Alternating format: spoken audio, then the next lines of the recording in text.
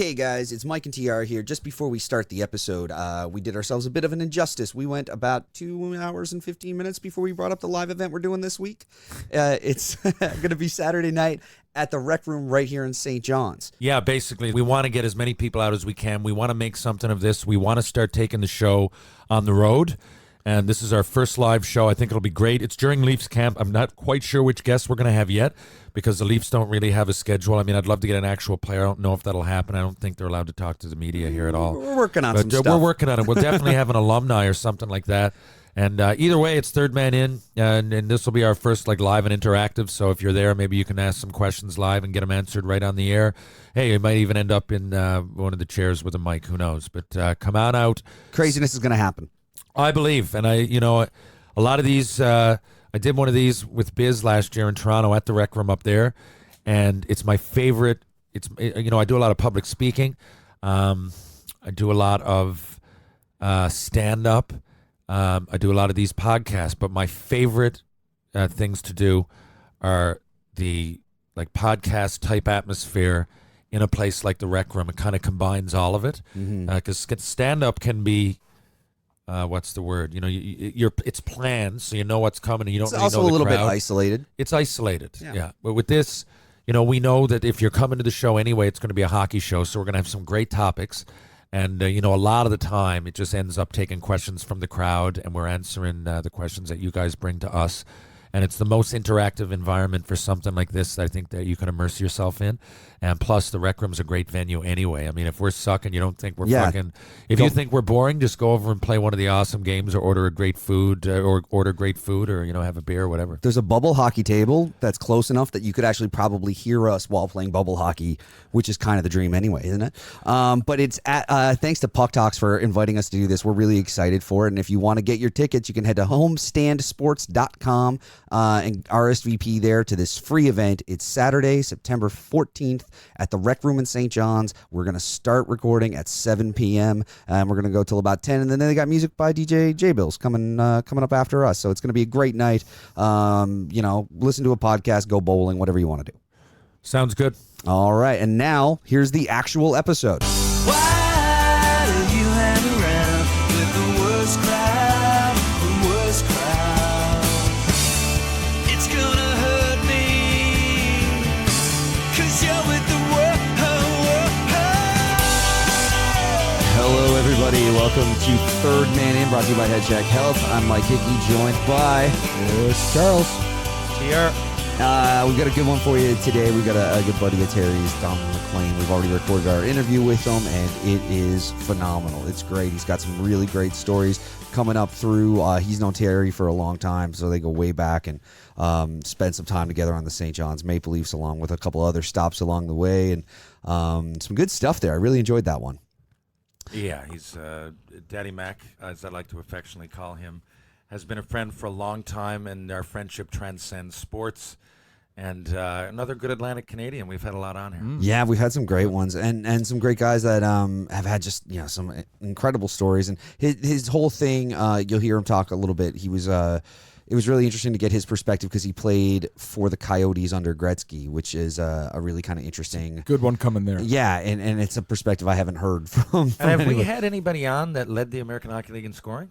I don't think. No, I don't think so. It's pretty I don't unique. think so. It's a Yeah. unique stat, but It really is if you think about it. I mean, I haven't. I mean, he's one of my best friends, and I never really absorbed that. But that's a big thing. Yeah. And, he's had an accomplished career outside of the NHL games. Now, he could have fooled me from being, if you never mentioned off the hotbed for Nova Scotia, he could have fooled me as being one of the Prince Edward Island guests we had. Because his conversation, his demeanor handles himself like one of the PEI guests we've had. So you're in for a good one. Yeah. That's the I think it's standard just- for me. PEI guests, they're just... Code. Yep. Yeah, it's anytime, like you said, we get an Atlantic Canadian guy who's spent some time traveling around and hit all kinds of different leagues and has had different experiences. It's cool. So it's Great great. athlete too. We'll get into it, but I mean, he was the best pitcher. We played a lot of minor league baseball against each other, and we kind of joked, but Donald had junk like at 11 Yeah. and 12 years old. That's He was you're throwing talking about curveballs, throwing like knuckleballs. sidearm and He knuckleballs was. and all. And the other thing, we didn't get back to it, but it's at the beginning of the interview. We talk a little bit about minor baseball and him playing minor or like little league baseball, and talking now about pitch counts, and it just kind of blows my mind because. And I wanted to ask you, I wanted to kind of get back to it during the interview, so I'll ask you about it right now. And it's not kind of like spoiling anything for the listeners, but we're talking about pitch counts and talking about how much they limit kids and how much time they have to spend with days off and stuff like that. That being a new development, do you think that that's hurting players in any way? Do you think a kid not getting out and throwing, on the regular 50, 60 pitches in Little League is hurting in any way? Here's what I think. Because there didn't used to be a pitch count rule, there was a lot of greedy, ignorant fucking coaches that wanted to win for themselves, and they did burn out people's arms. I think it's way now, it's gone too far the other way. Yeah. But given the option and knowing that some coaches are greedy and are looking for their personal resume to be inflated, I think it had to happen. Now, the level of pitches, there's not a lot. I believe, like he said, you can pitch 24 actual pitches or less, and you're allowed to pitch the next day. Yeah. 24 pitches is not a lot, guys. That's like two or at three bats. batters. Yeah. That's an inning, right? Like I think they're trying to limit kids to like an Some inning. kids- well, it's like, but then how do you get back? I know it's an ongoing. I think maybe you could up the pitch count a little bit. I mean, Donald was the type that he'd do that, and then we'd go play like a scrap game, and he'd throw another 50 pitches. Now, You know am what I I the mean? only Like, one who thinks that maybe that probably doesn't help the psychological aspect of the game for a fucking kid, because he's probably getting up to the mound going, Jesus Christ, I only got 24 of these. I got to make them fucking count. Yeah. If not, you know what I mean? Like, I only got 24 of these fucking things. I got to make them count. I can't. yeah. That's the one thing I took away from that. And I'm Sometimes. far from a pitcher, but when you put a cap on what you've got to work with, and of course you want to succeed as a pitcher. I mean, Bo Bichette had a 13 pitch at bat the other day. Like he led off the game with a 13 pitch and at you bat. telling me you can't throw that many? I don't care how old you are. Yeah. But again, do I agree with the rule? Because of the greed of a lot of coaches and the idiocy. So a lot of people are coaching and they don't even know what they're doing. Yeah. Right. Minor baseball, minor hockey, every sport has it. I mean, every sport. I'll include soccer. Whatever it might be. A lot of people are volunteering, and it's tough to get people that actually know a lot about the game. And when they want to win, and they get caught up in it, and they don't realize these kids are, growing and developing. But you asked, Donald's a good example. So Donald is like me. Like, I don't know, what did he peak out? What is he? He's probably 6'1" or 6'2" now. I don't know, 200 pounds. But when he was younger, he was a big guy. So he would, in relativity to everybody else, he was even bigger. So he could handle more pitches than a lot of other. I mean, Donald was throwing knuckleballs in because he was bored. Yeah. And he never threw his arm out because his father knew what he was doing. Yeah. Was a great athlete, ex-athlete himself, and he handled the situation right. But too often, I know a lot around here throughout the round. If if a kid's out there and he's your best pitcher or she, a lot of times coaches will have him in there for 2 or 3 games in a tournament, 2-day tournament, and that will fuck up your arm, right? Yeah. And then when you're, it's not always. I often said in baseball too, it's not always the amount of pitches though. It's what you're throwing. Yeah. If you throw a curveball, it puts way more stress on your arm than throwing a regular fastball. I don't know if a lot of people realize that. So like, if you're throwing 20 of those 24 curveballs, you're also looking at, the whole snapping of the wrist, and that hurts your arm in another way. Some people it's their rotator cuff, some people it's their tricep, but you're growing.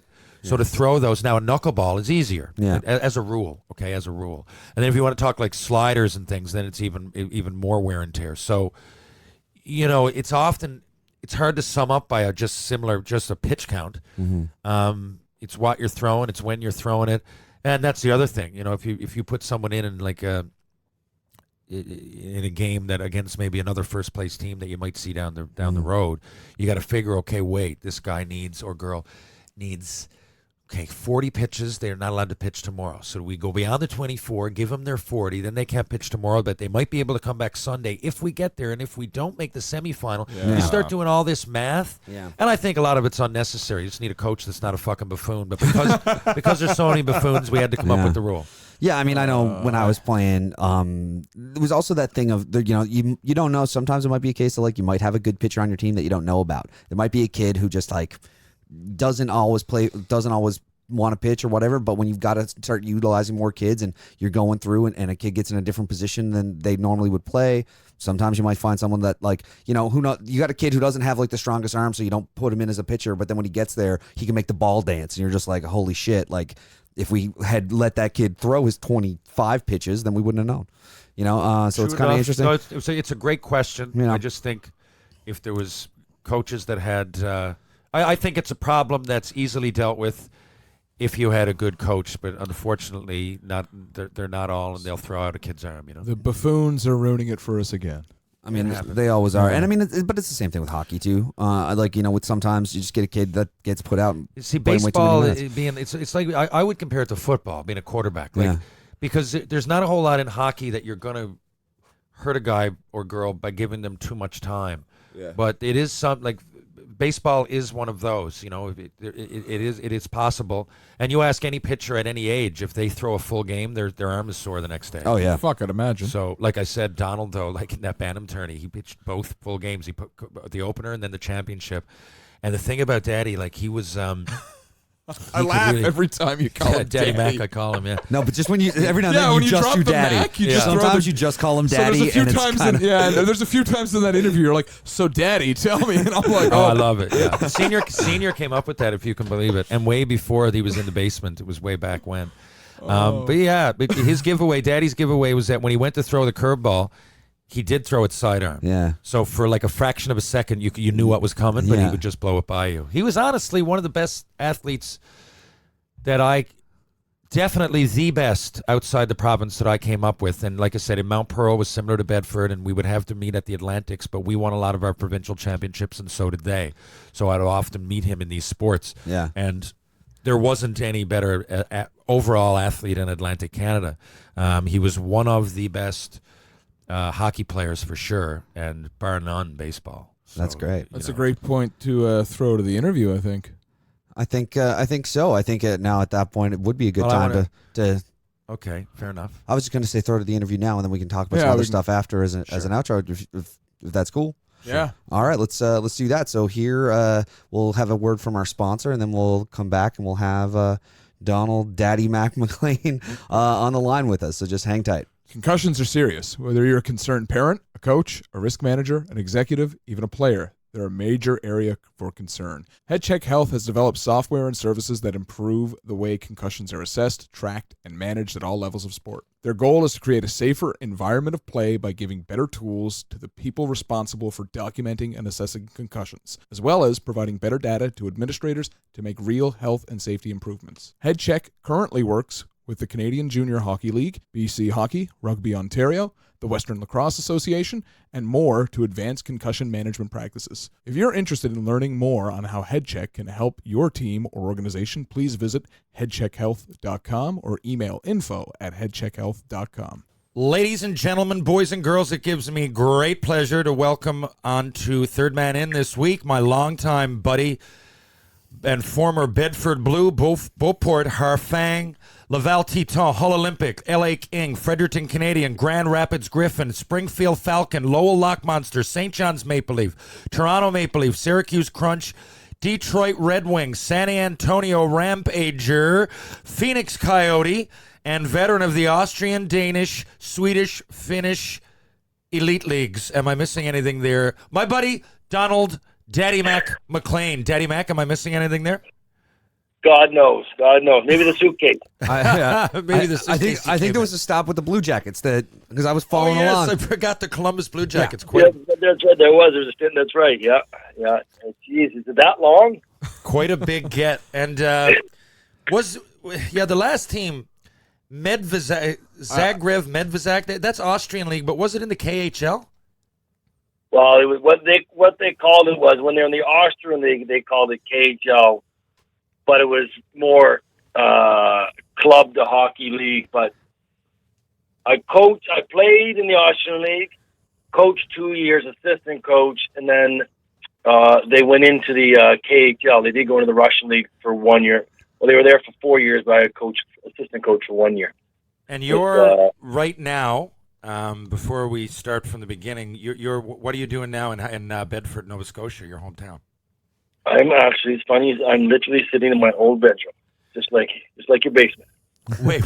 I've come full circle. I moved back to my roots, and And you're my son's playing hockey in Bedford now, where I grew up, and played against you many times over the years. But I've gotten out of hockey, and my wife and I started not for profit. And long story short, we've made a move over the summer to come back to Bedford.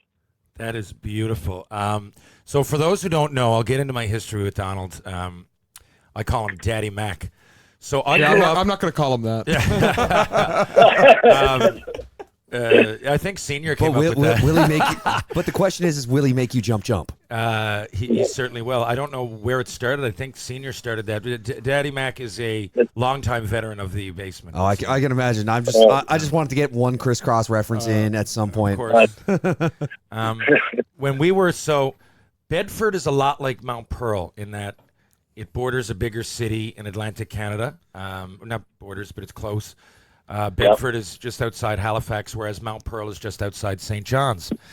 Yep. Donald grew up, the Bedford group that he grew up with, much like my group in Mount Pearl, we were very athletic, so we were overrepresented in my years in sports for the community. We would win all Newfoundlands in baseball and in hockey, and they were doing the same, even though St. John's was a bigger center, and so was Halifax.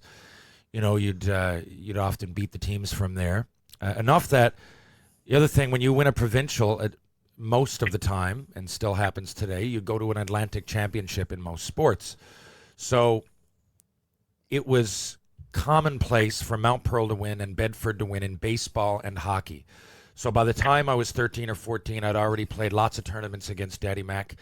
And in baseball, Daddy Mack, you were a great pitcher, good player all around. But I remember my first experience with Donald MacLean, he was, back in the day when you were playing Pee-wee, they called it Beaver then. Yeah, exactly. Yeah. And you were like me, you were fairly big for your age. And the mound was still in close, so you were like whistling. You're one of those guys that you get up to bat, it's really hard to catch up with it because he grew early, and I would pitch for that only reason. I didn't have any junk, I didn't have anything else. I was just bigger than everybody else, so I would pitch once in a while, and try to blow it by people. But you were actually, I remember seeing the curveball at like 12 years old from Dabbling Daddy Mack. Oh, I had the sidearm curveball, the overhand curveball.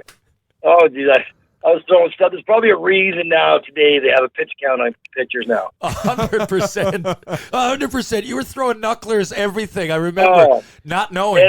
It's throwing every other night. It's throwing every other night. If it was Tuesday, Thursday, Sunday, Monday, tournament again. Oh, it was just. One of your arms is now longer than the other permanently. Is that correct? His voice. It seriously is because of that, though. That's a reason that they have pitch count now in baseball. I'm not saying it's the Donald MacLean rule, but because of things like that. Like in the Bantam, the last time I would have faced you was in Bedford. You guys hosted the Atlantics, and you were Cracker Jack Cup, I believe. The Cracker Jack Cup before we both left to go on our hockey careers. One would take me out west and you to Quebec, and I remember that.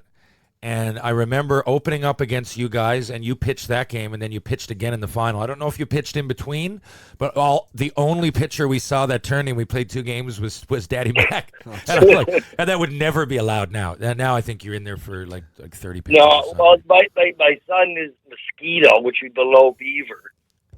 And we won provincials for our age group, Mosquito A. And they have 24 pitches and under. You can pitch the next day.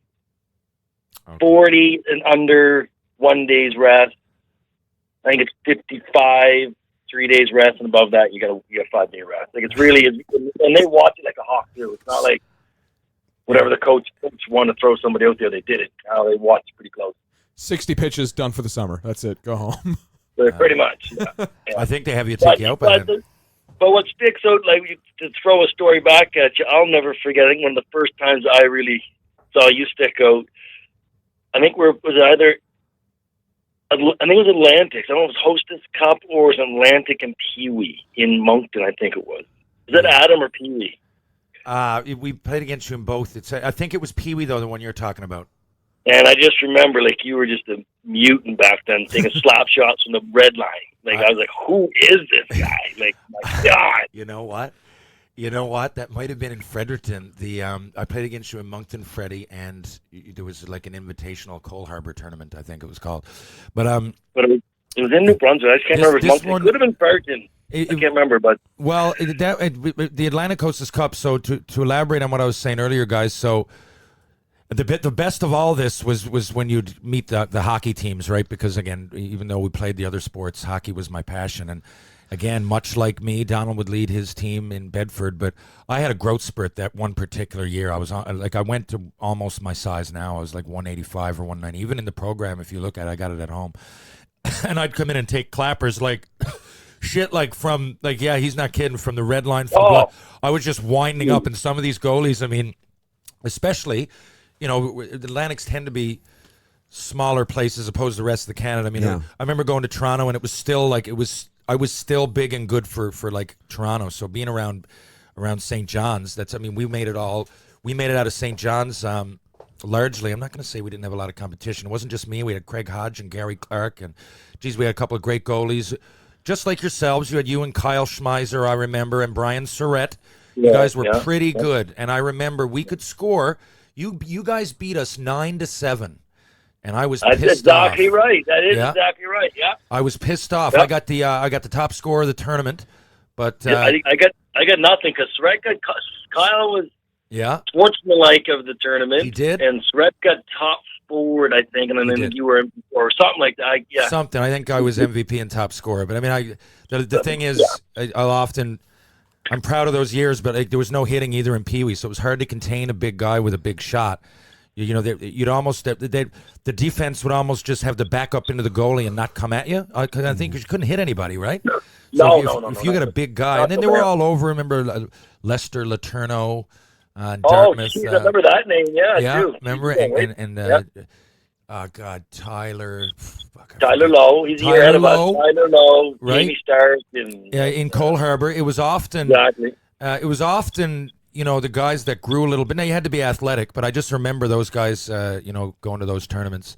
And, you were excited to play them, because most of the year you're playing only Nova Scotia or only Newfoundland or, what have you. But those are my earliest memories. There's also, back then, there's a little more emphasis on winning than today. Yeah. Well, a lot. I don't know if you've noticed, but I've noticed. I noticed. My daughter plays under 10 soccer, and they still don't keep score. So that even though it's under 10. Do you though? Are you like there? Are you there? Does. Are you there on the sidelines just like ticking them off? I'm not one of those. I hope she does well. If she doesn't work hard, and I'm not a crazy parent, but I'm watching the game. I can see it unfold. I played soccer, and I'll just give her little tips, not while the game is going on or anything, though. And it's nothing to me. It just kind of rules out having a provincial championship. Like, she'll have invitational tournaments. It's not even hey, to each their own. I don't. But what ends up happening, exactly what I said years ago would end up happening. They keep score themselves anyway. Yeah. Right. You come off and you won. Well, it was 5-3 for us. Dad and I had the winner. So it ends up working. Human beings are going to be competitive, whatever it's going to be. I do know Senior counts the apples because of your Instagram stories. Yeah, Senior. She loves. She's got a good boot on her, Daddy Mack. So like she. Oh, does she? Yeah. So she likes making the move and cranking it, and Dad will give her. So that all the All-Stars play house league and stuff. So when she gets in the house league game, sometimes same thing. Like if she gets open, she can score like 8 or 10 goals the odd day. So like Senior will give her rewards for assists, which I laugh at. But it's especially because it's Senior. And it's like we saw his Pee Wee trophy thing. That's like 100 goals and 97 goals. Dad's got a Pee Wee trophy. 97 goals and 8 assists in 14 games. Cy Young. Yeah, Cy Young. And by the way, getting into Cy Young. Because there's not many players, and for those listeners that don't know what I mean, Cy Young is someone that gets more goals than assists, and it's really not many. And we'll get into that, Daddy Mack. You did it a couple times though on some big seasons. But before we all start, before we get up there, and as we start, I'm going to go in. So I made the decision at that age that because we were virtually, not only were Daddy and I like so similar in like placement on the team and within the province of, you know, being one of the better players, and being from a place like Bedford, which is like almost a sister city from Mount Pearl, really, really similar in so many more ways, not just population, but, you know, the family, or, you know, the proximity to a bigger city, the Atlantic Canadianness of it all. And I chose the Western Hockey League only for out of circumstance. We went to the Quebec Pee Wee tournament. And, you know, to make a really long story short, there was representatives there that ended up being with the Tri-City Americans, and I made a decision and I went out. Donald went to the Quebec League, went to Beauport to start off. And before I get to ask anything, one of my idols from that time, because I used to watch. I mean, it was on my radar to go to the Q. It was impossible not to be. Well, like Nova Scotia, Newfoundland, well, Atlantic Canada, and at that time, you could opt into any league you chose. Yes. Like, yes. My year, because the Mooseheads were in 95. Okay. We were the last ones, well, until they had the Fog Devils, that Nova Scotia could go anywhere else up until 95. Okay, because a lot of guys went to the OHL. Yes, like John Sim, he took off there. Like he started in Laval and he went over to Sarnia, had a successful career, and Glenn Murray and guys like that. A lot of players went to the O. A lot of players went to the O. Our buddy David Linger was a guest on here, by the way, earlier. So you go to Beauport. Now, the first question I got to ask you, how was it that early playing with Eric Daze? I remember thinking he was just unbelievable, Daddy Mack. Like, I remember watching him the odd game, like Q Exhibition or whatever. Like, he was on my radar, and he shot left. He was a big guy, bigger than me. But I just thought that guy was a magician. How was he in junior? He was like watching you in Pee Wee. He was just, like you said, big man. He could move. Obviously, he played in the top line because that year Joe Canale, our coach, was coaching World Juniors. Okay, he was your coach. I didn't realize that. Okay, keep going. And that would have been my first year as a 17-year-old. And Daze was obviously in the first line, played a lot, and he played with some good players. And it was great to be able to have front row seat. Just be able to watch him play. What he was able to do, control the puck, and I wouldn't say score when he wanted to, but he was a power. Yeah. He was a power forward that you go to the net, and then he had a lot of success early on in Chicago when he made the transition. But he had to get the back injuries. And I often talk about the Q having the Western League was almost anything goes. Like every player on every team like fought here or there. Like it was. There wasn't such a separation. I remember the Q at the time having some tough guys, and one guy I ended up running into in pro. And I'm looking at the numbers now, Daddy Mack. You know, again, so a lot of guys on your team don't have 100 penalty minutes, and then all of a sudden you got Patrick Cote with 314. Right? I mean, was he throwing every game? Oh, we probably in the Quebec League. Ian McIntyre too. Jesus, yeah. If we didn't have the toughest team, we were up there. We had Ian McIntyre, Joel Theriault. I'm sure you're seeing his name around. Oh yeah, I fought him in Portland. Media. Yeah. Yeah. Oh fuck, I didn't see that. Yeah. Ian McIntyre, he was a 20-year-old. He could play, but he could also throw him. Oh God, Jean-Yves Leroux. Yeah, Eric Montroy is. Then Louis Bedard for a bit. Like, so that must. We had a tough team, so you didn't have to worry about fighting. No, that was great. And you were, Daddy Mack, the way I know you often would say you weren't a wuss. You'd go in the corner. You just weren't a great fighter, so you didn't do it. It would have been a stupid move, especially when we were. I wish I was tougher and look back on it, but no, fighting wasn't my cup of tea. I didn't go looking for it. It just wasn't my thing, and I had a few over my career. And I've won some, lost some, and one punch. You'd give a guy a stick, though. You weren't. There's a difference I've often said between not fighting and not being tough. Like you, as a goal scorer, and Daddy Mack's blade on his stick is. I don't know if you always went with it, but when I played with you after that, and we're getting to that, because in the first couple of years in the AHL, we both played we played in Fredericton and St. John's. I'll get to that in a minute. But Daddy Mack had this huge fucking stick. One year led the AHL in goals, right? When you were with Grand Rapids. Correct. Yeah. 50, I scored 53 goals in 56 games. And so, and I've often, I've wondered, and I'll start here. So you go to Laval from there, then Hull. And in Hull, didn't you guys host, or were you hosting the Memorial Cup, or did you go to the Memorial Cup? Remember, you had a great team. Jose Theodore, who I ended up being a prospect with in Montreal, was on Daddy Mack's team in Hull. So I would go and watch their games once in a while, right? I'd just fly into Montreal, like after they drafted me. Hey, Terry, how you doing? Go see the doc, make sure everything's cool, and I'd go down to Hull and watch some games. And, first of all, how did you like your experience in Hull? I don't even know how you guys, if you went, but you had a great team. Okay. Oh, we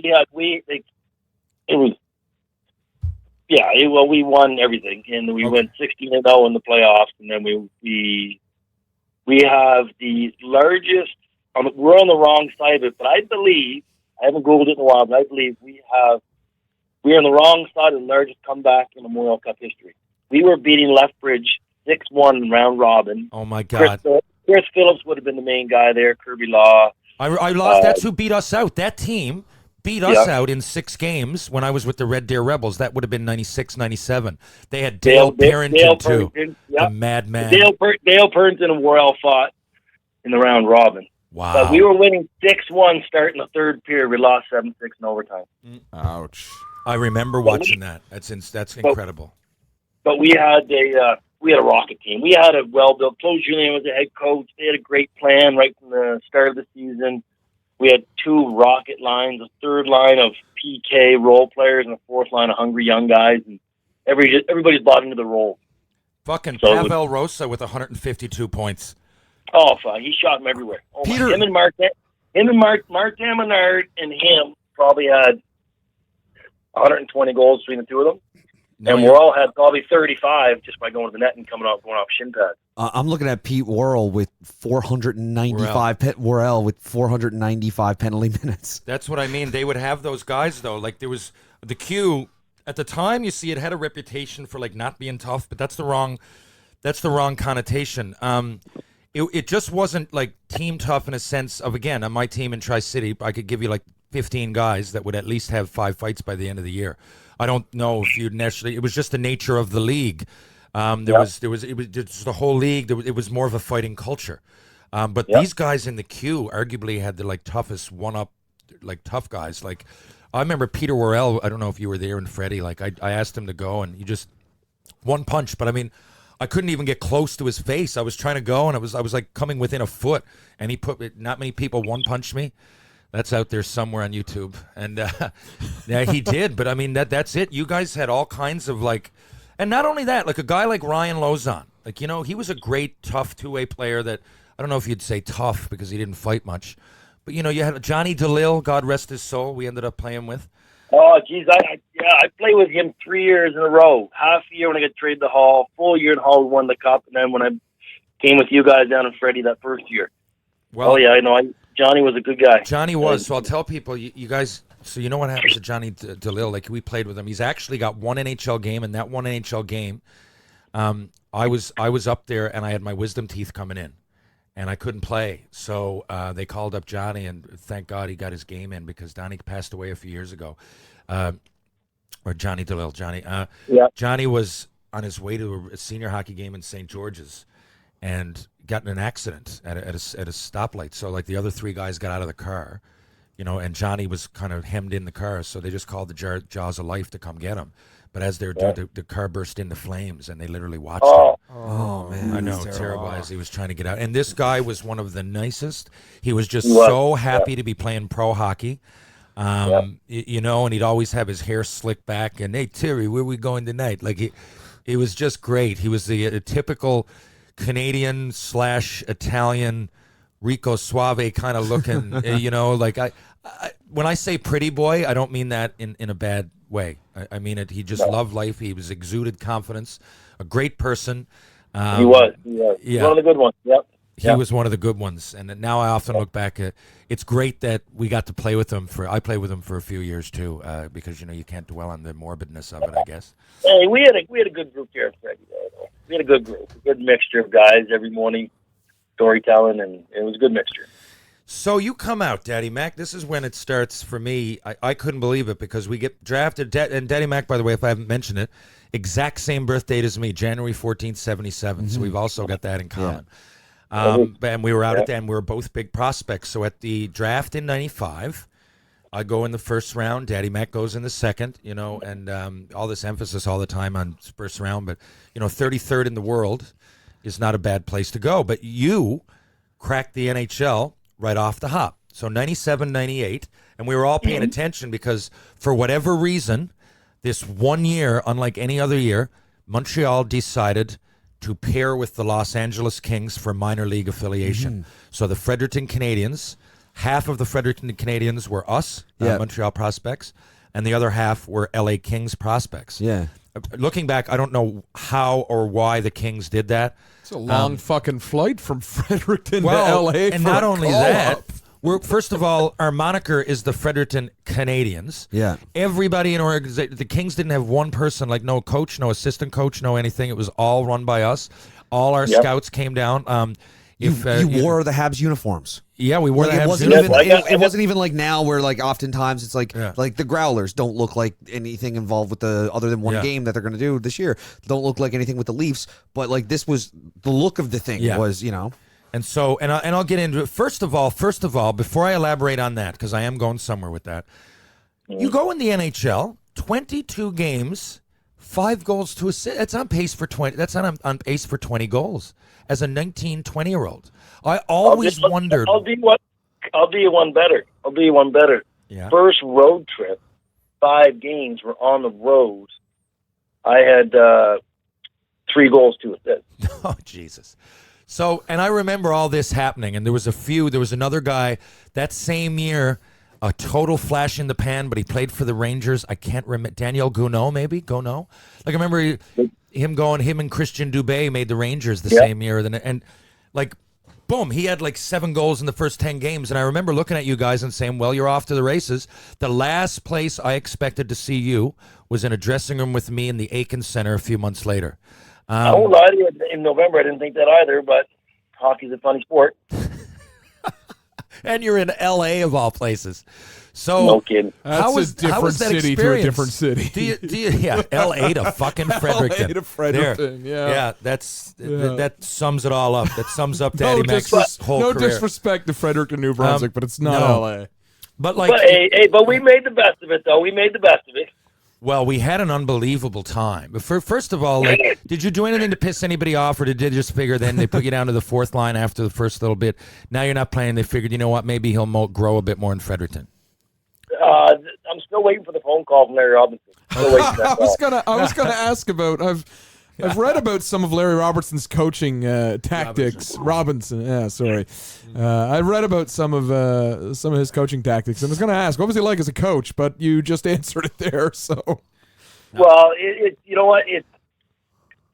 It's like that's a funny story. It's like everybody. I wish I knew then what I know now. There's some things that I'm sure that I don't have any regrets because I don't want to live in that type of world. But looking back, could have done a few things different, sure. But it was. I think I kind of got stuck in the business. Like LA at that point, like I compare myself to like Colin White, for example. okay, We played together. We played together in Hall. He's a 2nd-round pick. Yeah. At that time, New Jersey was heavy into Albany. They had great teams. Like Bobby House played there. Yeah, Sheldon and Surrey. they won a couple. They won a couple Calder Cups. Yeah. And no matter who you were, even Patrick Eliash and Decora, everybody played a little bit in the minors until they came up to the Devils. Mm-hmm. Yeah. And they worked with Colin White in the summer. He played the first 2.5 years in the minors. They brought him through, and then halfway through his 3rd year, they brought him up. He wins a couple cups. Where LA at that point was still like free agency. They were just buying players, moving players around. Had no system, like you say, Terry. Like there wasn't even one LA person in Fredericton. No, so like you guys didn't have anybody looking out for you. That just shows you how little they were concerned about the youth movement. Development wasn't on their radar. And guys, I'll tell you, so this was obvious to me because I knew Donald coming in and everything. So, like in my mind, Daddy Mack and I were like almost like peers. You know, we both shot left. We were both forward. We both had some offensive upside. You're both, we both were battling for power. 1977. Well, yeah. So, so in a lot of ways, but as players too, there was an uncanny. Other than I dropped my gloves a lot. That was a difference, but other than that, there was a lot of similarities going on, even in size. So I was getting more, even though I tell stories about Tyrion, but I was still getting more ice time because it was my team that it was affiliated with, right? So I remember, some great prospects, Daddy Mack, and we had Eric Belanger, who ended up having a long NHL career. But he was with us. But people think because his name was Belanger, he was with the Habs. He wasn't. He was with L.A. We had Jan Nemechek. We had Roman Vopat came down with us for a bit and then ended up in St. Louis. But when we were there was Jose Theodore and Thomas Vokoun were goaltenders. They did okay. And not knocking on the door, Mathieu Garon was the third, but who ended up having a good career too. But I always felt, this is funny. So that year, Daddy Mack plays almost 39 games. I'm looking at it here now, 9 goals and 5 assists. But I knew, like, most of that he's playing on the third and fourth line. And it's another thing to send Daddy Mack out there with 2 guys that are just like meatheads. I won't mention everybody on our team, but because nothing's going to get accomplished there either, right? But sometimes it was just whoever, and it was often a pecking order. So, and we kind of got the best treatment because we were Montreal prospects. But then a couple of years later, so I played that year, and then I played the next year in the A and have another decent year. But I told you guys the year I was holding out of Montreal, and I played for the St. John's Maple Leafs. Mm-hmm. So I signed in St. John's in like November. I think I played like 49 or 50 games that year. So I must have signed in November, maybe early December. Well, whatever it was, we were on the road in Lowell.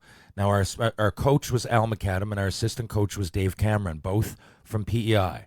So they also knew of Donald. Like, so I don't know who brought it on, but we were watching practice, and I remember Al said, "You think he'd do good with us?" And I'm like, "I fucking know he would. He still hasn't got a chance to really break out." Like, Donald, if there's one guy, I mean, he made the NHL already.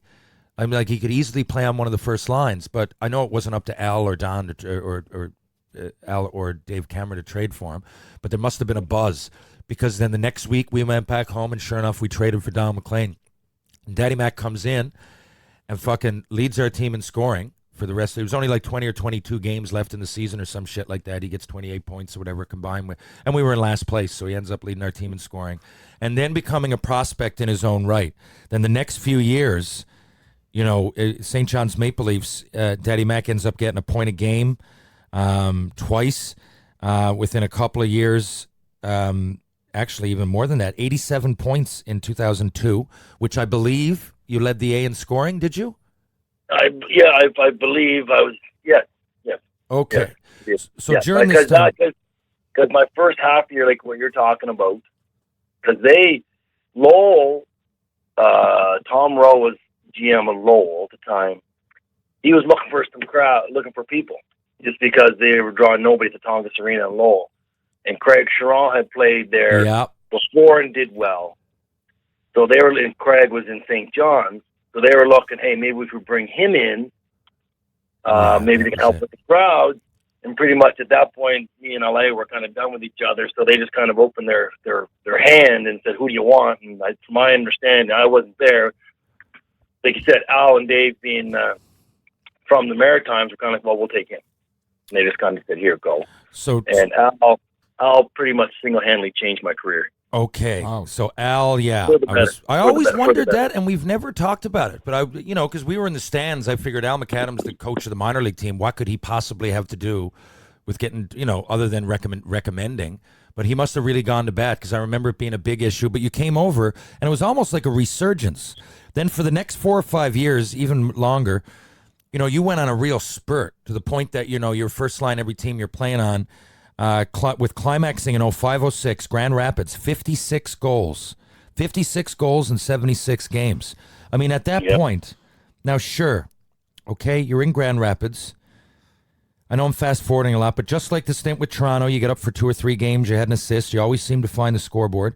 Detroit that year, 3 games, 1 goal, 1 assist. Did anybody ever give you a reason that you didn't go back or you didn't get up? Or with 56 in the minors and a goal and assist in 3 games in the NHL, I mean, isn't the next step a regular spot in the show?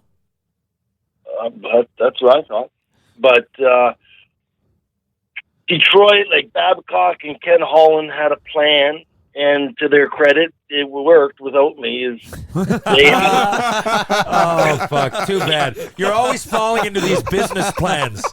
Well, that's it. Like, at that point in time, in Grand Rapids, they had Valtteri Filppula, Yeah. Thomas Kupetsky, Yuri Hoodler was a big name. Yuri there, yeah. Hoodler, and there's one. I think there's one other forward there. And Kupetsky ended up winning 3 cups. Hoodler won a couple. About so yeah, like in the moment, was I angry? Because yeah, I did more than them at that time, but I knew, like, you know how it is. You go prospect, suspect, reject, and do that cycle a few times, and you look at it, and you can see the writing on the wall on how they actually treat you. So, and you know, I went on a tear there for a while. The same thing with Lou Crawford. My last year at the Leafs, when Lou Crawford was coaching, and Lou would call me in to call up Alexei Ponikarovsky, and I'm like, you kidding me? Like, I'm working my tail off here and leading the league in points, and you're pulling me in to tell Alexei Ponikarovsky he's getting called up. Yeah. So you can tell how you're being treated with where things are really going long term. And so, yeah, well, I mean, I'm not asking these questions from a negative perspective. Anybody who knows you, yeah. Listen, we could probably have one of those talks at a golf show or a golf tournament or in a crowd, like, you know, the stories that we've been through and the mental roller coasters that go with it. It's how do I word this? I don't harp on it too much, because if you think about it and dwell on it too much, it can really chew you up. You're right, and in the end, you know, you look back and you're. How many people from Bedford have made the NHL and everything? And because the reason I'm so curious, you're my buddy. I know a lot of the story, but I'd like people to hear it, because there's certain people that often fall through the cracks in that there's only 600 or 700 jobs, I often say, in the NHL. So guys like, and Harold Druken's another one. Harold Druken plays as a 20-year-old, gets 15 goals in 55 games. He never is an NHL regular again. Yeah. To me, that blows me away. Yeah. That's 25 or 30 goals guaranteed. And if he's doing it on the 4th line as a 20-year-old, chances are, and he didn't do anything to prove, it's not like he got sent down and, you know, got thrown into rehab, or it's not like he had some major car accident, or it's not like he, you know, wasn't putting numbers up. It's just often, and Donald, for lack of a better description, in my mind, ended up being a great signing for teams in that affordable, and he can help our young guys. He can help our young team. That happens like at 23 or 24. Switch, all of a sudden, now you're there to help the prospects. We can call him up. If we call him up, hey, 3 goals, 2 points. He won't make us look bad. He's not going to go out there, and he won't be intimidated by this point. So, you know, some guy that we need to really rush along or bring along slowly. Maybe Donald can fill in and play his NHL games, you know. And so it becomes not a thing of like, you're not good enough. It's just like, well, you weren't really in that plan, you know. Those 3 games are bonus games. That's one thing I noticed is once you're a player that's like 26 in the AHL, that's as good as 38 in the NHL. Like you're not going to be cracking, not to say never, but like it's a victory lap to get called up for 5 games as opposed to cracking the lineup at a camp. Yeah, at that point, what they do is they call you up to throw you a bone, to keep that dream alive. Say, you know. But yeah, you become valuable, but in a way that you're not hoping. Shouldn't say not hoping, because my goal was always to play in the NHL. So, but I knew at a certain point I was more valuable to the American League coach than I was to the NHL team. Did you get the kiss of death at that point, the captaincy in the AHL? No, I was never a captain. I had A's most of the year. Which is, it's knocking on the door. We just often talk about that. I often say, like, when you're in the minors, you almost don't want that. There's a sense of permanency to it that, hey, wait. Yeah. I don't want to be leading this team anywhere. Yeah. You know, I don't want to be here tomorrow. Hang on, does the C stand for cab driver and I'm going to the airport? Is that what it stands for? So Daddy and I had an unbelievable time in Freddie, by the way.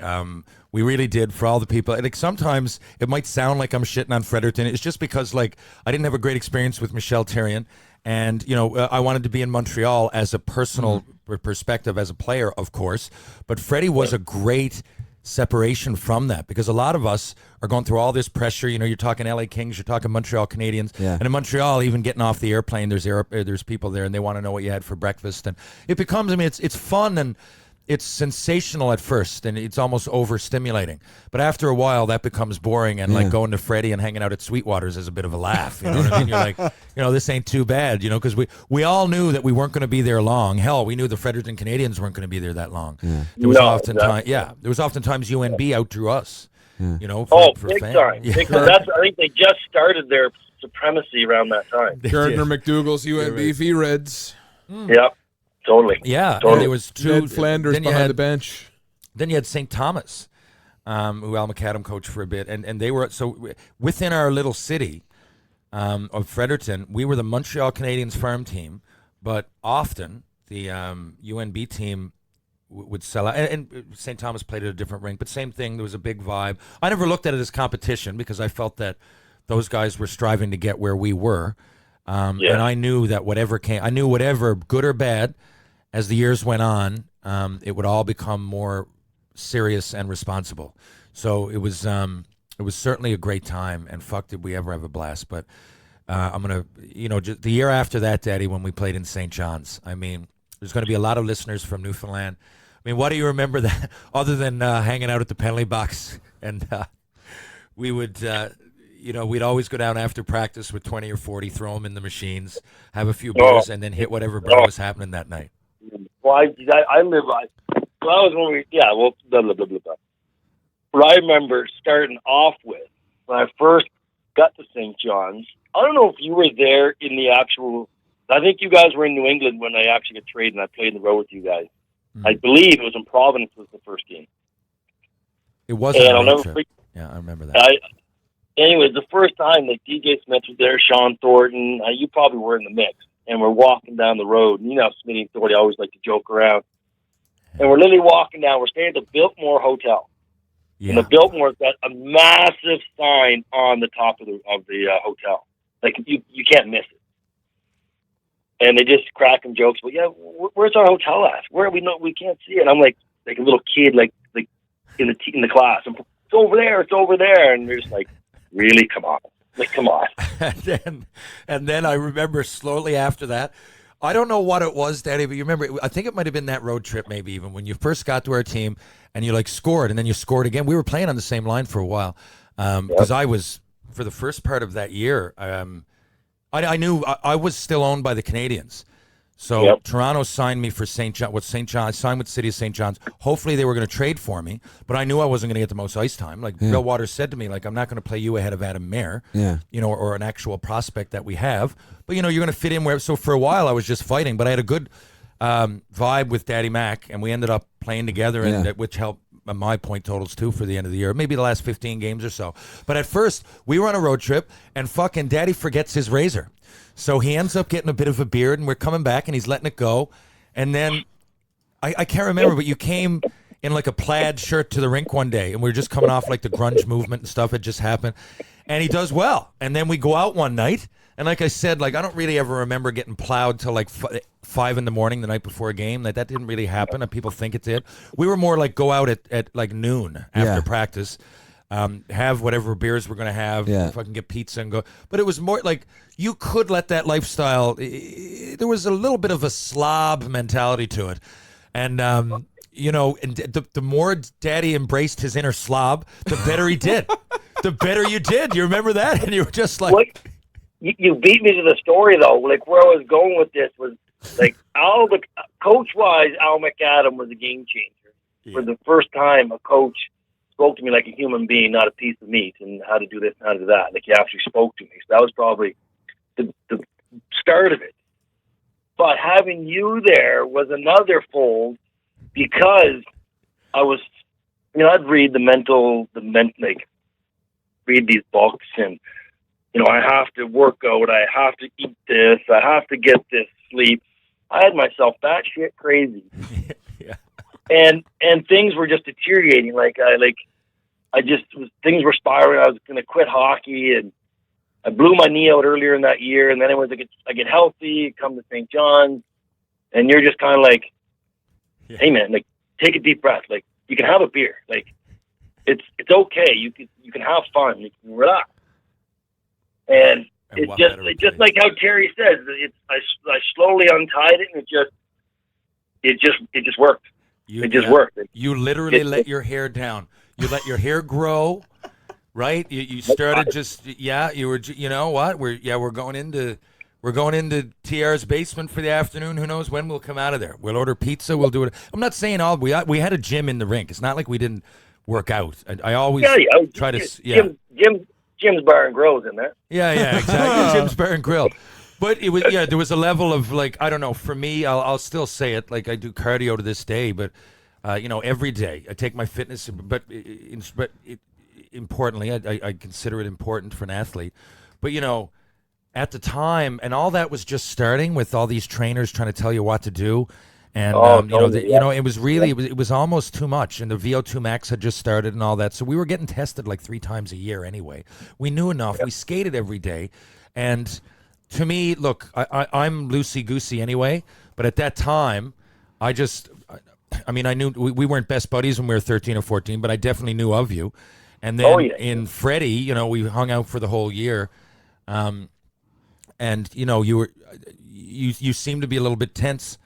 If we did have a good time, but you definitely were tense. And then all of a sudden, by St. John's, you were just like high strung. Like you said, I got to go to bed at this time. I got to do this. I got to have my creatine with this, and then you just started not giving a shit. And I can't even tell some of the stories on here, but you just started not giving a shit, and boom, the results just started. And you're like, hey, I don't know what's going on, but I'm just going to keep doing more of the same. I got to say, this is the first time we've called a guest a slob, Terry. No, but every couple of years, TR, that picture of us at St. John's circulates on Facebook as an anniversary. And I've got, even refs were calling me like, not Al Bundy, but the guy in the act, the big beard. I got a massive beard, missing tooth. My bangs are down to my chin. I let myself go. I just, like Terry said, I just untied the purse strings and just rolled with it. Yeah. And I look back, and I think I used dippity do and put my hair straight back. I had a beard and no tooth. I don't think I wore my tooth once. No, you embraced your inner slob, the daddy Mack on the inside that was just waiting to come out. You were you, though. You were you. And that ended up, even if you look at it, even like, when did that switch happen for Thordy? Same thing, right? Like, Thordy eventually, when he caught on in the NHL and ended up being Sean Thornton, he just went and he was himself. He just became himself, and he was, I think at first I don't know what it is, but I was in the same boat. You have this idea that, you've got to do a certain thing, but everybody's different. Some people thrive on that, but even at the time, I remember us all being given, like, people were starting to take it serious, but it wasn't personalized. Like, we'd all get a thing, here, a sheet of paper. We'd all get a folder or whatever. Here's what you got to do by the month. Here's what you got to, by December, you should be doing these squats. But everybody's different, right? So some people need more work on, I don't know, their cardio. Yeah. Some people need to work on skating. So, after practice, instead of going in and doing squats the whole fucking time, because it's not like we don't work on legs all year, they'll go out and do quick feet drills. And it was just, at the time, it was just like so open that people would try to label somebody. And I still say there's more people now with a label, I think, because they're more accepting maybe of that. But we were also in an era with characters. And when, we were used to doing our own thing. And again, I'm not just talking about off-ice fucking crazy boozing or anything. I'm talking about anything. Some people, like I remember I liked having pizza for pregame meal, right? And I'm like, I don't fucking get what the big deal is. It's still the same fucking ingredients that are in pasta, isn't it? Or, that was like a no-no. And certainly for me. Pop-Tarts for Dan Elferson. Hey, man, for me. Pop-Tart. He's a big Pop-Tart guy. The night before a game, I would like smoking weed. And at the time, people would fucking think I was nuts for that. But I'm like, well, I kind of got a bad rap for it. But I was like, I don't want to be out boozing, first of all. And, now, of course, everything that we know now, and especially, going through concussions here and there and stuff, no wonder I liked it. But I just like to have no hangover and everything. And, the more people that I think embrace their inner self, while you balance being a professional. And I think that's what happened, Donald. You everybody finds their balance, and you found your balance. But we were in that era, and I've talked to former teammates and whatnot. That was a transition time, I think. Yeah. We really went from, like, I remember talking to some of our coaches, like Pat Conacher and different guys, that like when they played even before us, like they go on the bus with a case of beer and a pack of smokes and play poker the whole time. Yeah. By the time we came, fitness was just kind of being talked about. Like you said, LA would give me a folder, here, go follow this thing and see you in 3 months. So, Yeah. and then by the time I get out of it, like everybody has a personal trainer, everybody has a skating coach, everybody's got a skills coach. Now it's just, it's 12 and a half months a year now. It's crazy. Like it's just, and the sidebar professions that come out of it, it's just nuts.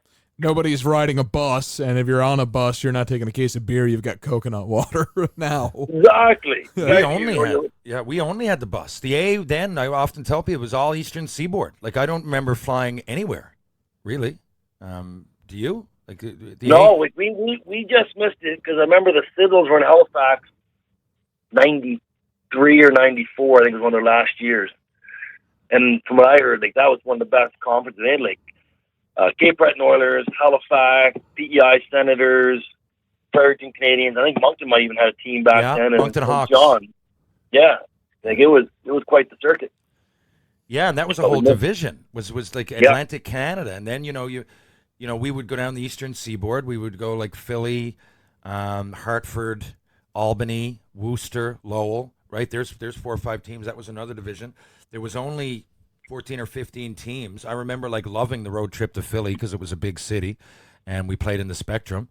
But it was a different mentality. It was almost like an extension of junior. And you're right. I felt that our era was an awkward one to be in as a player because it was between say going back to like you said your coaches in the 80s and the Bird Dog and my dad and that whole era before us was just, a lot of it was just off the wall, anything goes, and to the point now that everybody's got a personal trainer. Some have more than one, and it's much more robotic and systematic.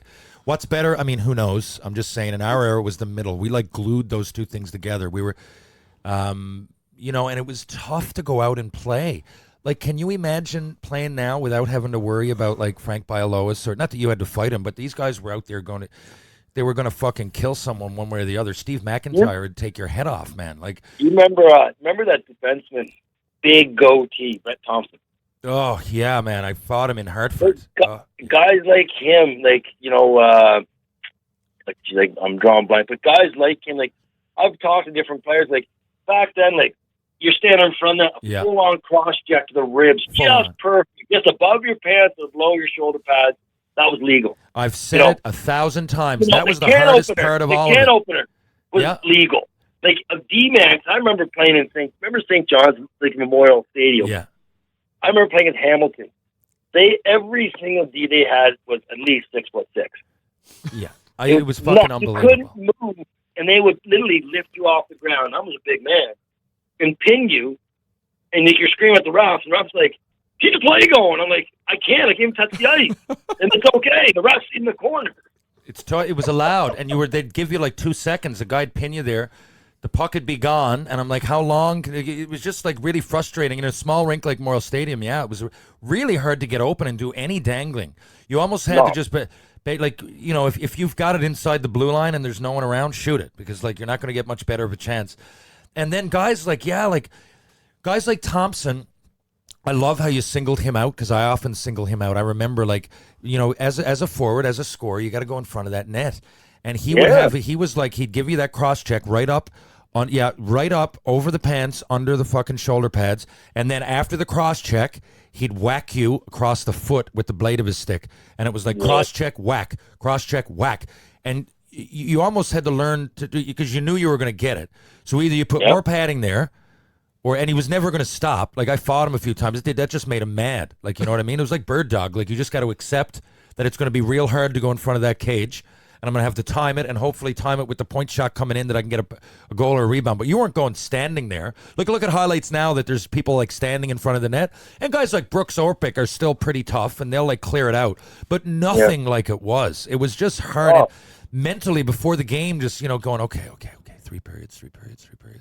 Got to go out there. Okay, Thompson's going to be at it, but I got to... Well, I think the era it was, you always had your fighters, because back then, when we first started, it was 10 skaters, and usually it was nine skaters and a fighter. Yeah, 9 Man. forwards, you mean, yeah. Yeah, well, I call them, forwards, 10 forwards. Yeah. But you get the game notes, Yeah. and more of the talk was, okay, who's on the other side's going to fight? Is he a lefty? This isn't me, but listen to this. I know. The guys that fight, they'd be like, okay, is he a heavyweight? Is he middleweight? Is he a challenger? Is he established? Is he a lefty? Is he a righty? Is he a grappler? All that stuff. And that was a lot of That was every game. talk amongst the guys.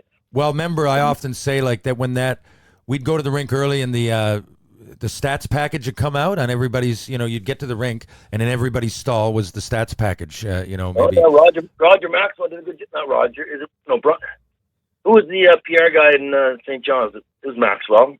Roger? Brian Rogers. Brian Rogers, that's it. Brian Rogers, yeah.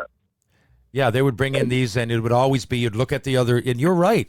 There was a rule, a lot of people don't realize it, that before the game, if you were a coach, you could, if it was home, you could decide whether to go with 16 skaters or 17 or 18. So if you went with 16, then forwards, there would only be 3 lines and an extra. So in the AHL, it was often hard to get benched. Yeah. Because, yeah. Well, when I first got going back to St. John's, when I first got traded, and like you said, we didn't make playoffs that year. But we had an 8-game road trip to finish the season. And I'll never forget this because you're playing pro hockey. And we went on the road, I think, with 13 or 14 guys. And we had guys like Keith Delaney at the time that I think was playing university. He was. And then there was another guy who played a bit of seniors with us. We had fucking Steve Scott, who played senior for the Southern Shore Breakers, came with us. We had Dennis Lake was our backup goalie. Lakey, remember? And then also to was it not Colin Forbes or Forbes McPherson? I think he was called up. He was called up from the East Coast League. We're not mathematically of the playoffs, and I remember going on the road, going what the fuck? We're really not trying. We're going we're pro hockey, 8 games in 12 days with 13 guys. 14 guys. I totally remember that. I remember thinking this is crazy that we're in the American Hockey League and we're just phoning people. I swear to God, Steve Scott played at least 2 games. I remember, I think that year we dressed Greg Weber. I'm just for the Newfoundland fans, for the St. John's guys. Ricky Field. There was a few people that and I remember literally being on the bus on the way home and now and them going, okay, because Toronto say, I don't know who our farm team was in the East Coast League. I can't remember. Let's just say, whoever the fuck it was, New Orleans or something. So, but, if they're on the road and they're ways away, they're not going to get any. And literally on the way to the rink calling people from senior hockey. Now, this is the Toronto Maple Leafs farm team. I'm on my fucking cell phone calling people from senior hockey. Can you play tonight? Hey, Stevie, do you want a game with the St. John's Maple Leafs? Unbelievable. That shit would never, ever happen now. And it wasn't that long going ago. completely through a phone book on the boss. Yeah.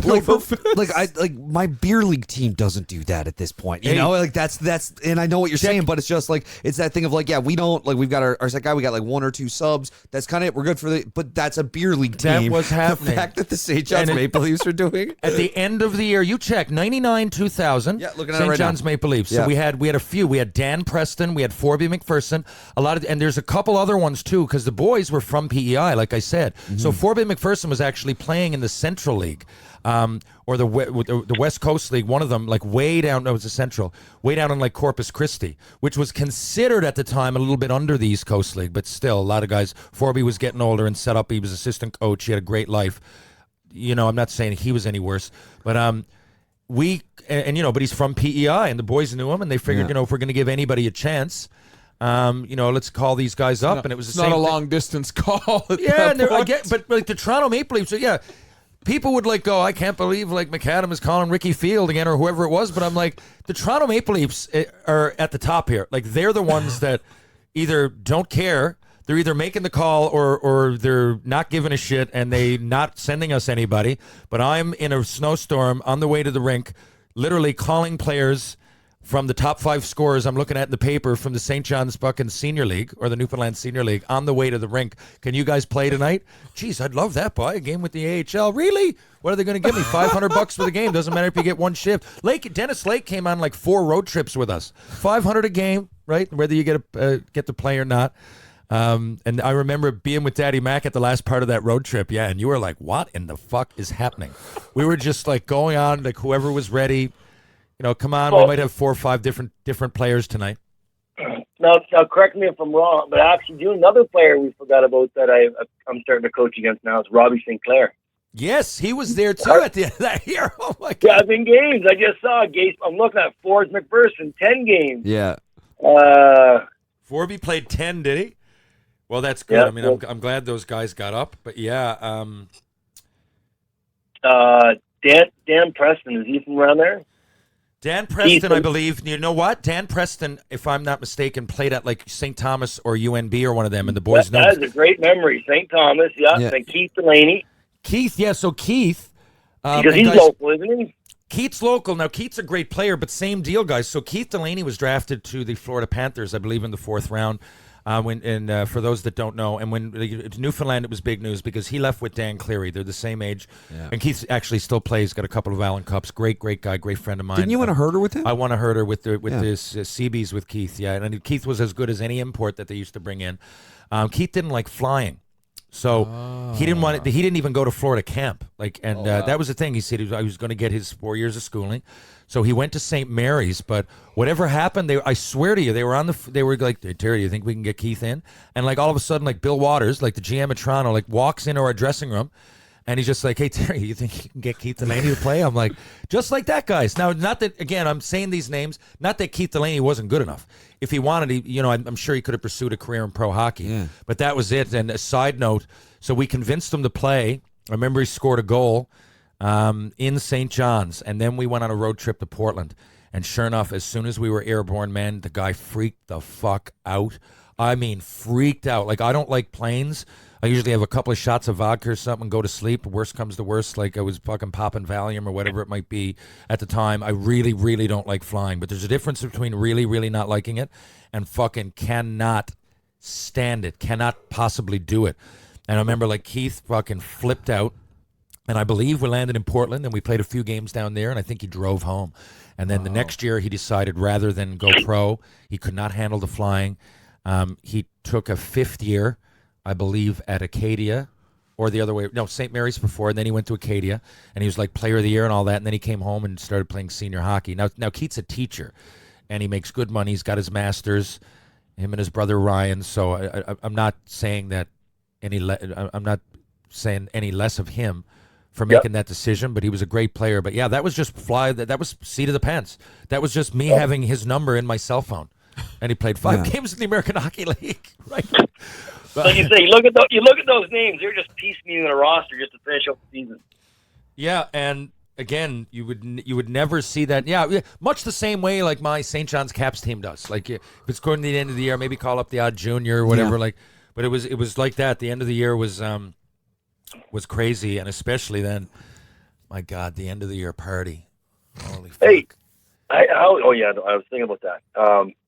That's for another show. Yeah, that's for another show. I was just I'm sitting here and I was like, no, I can't tell that story. No. I know. I was just thinking the same thing.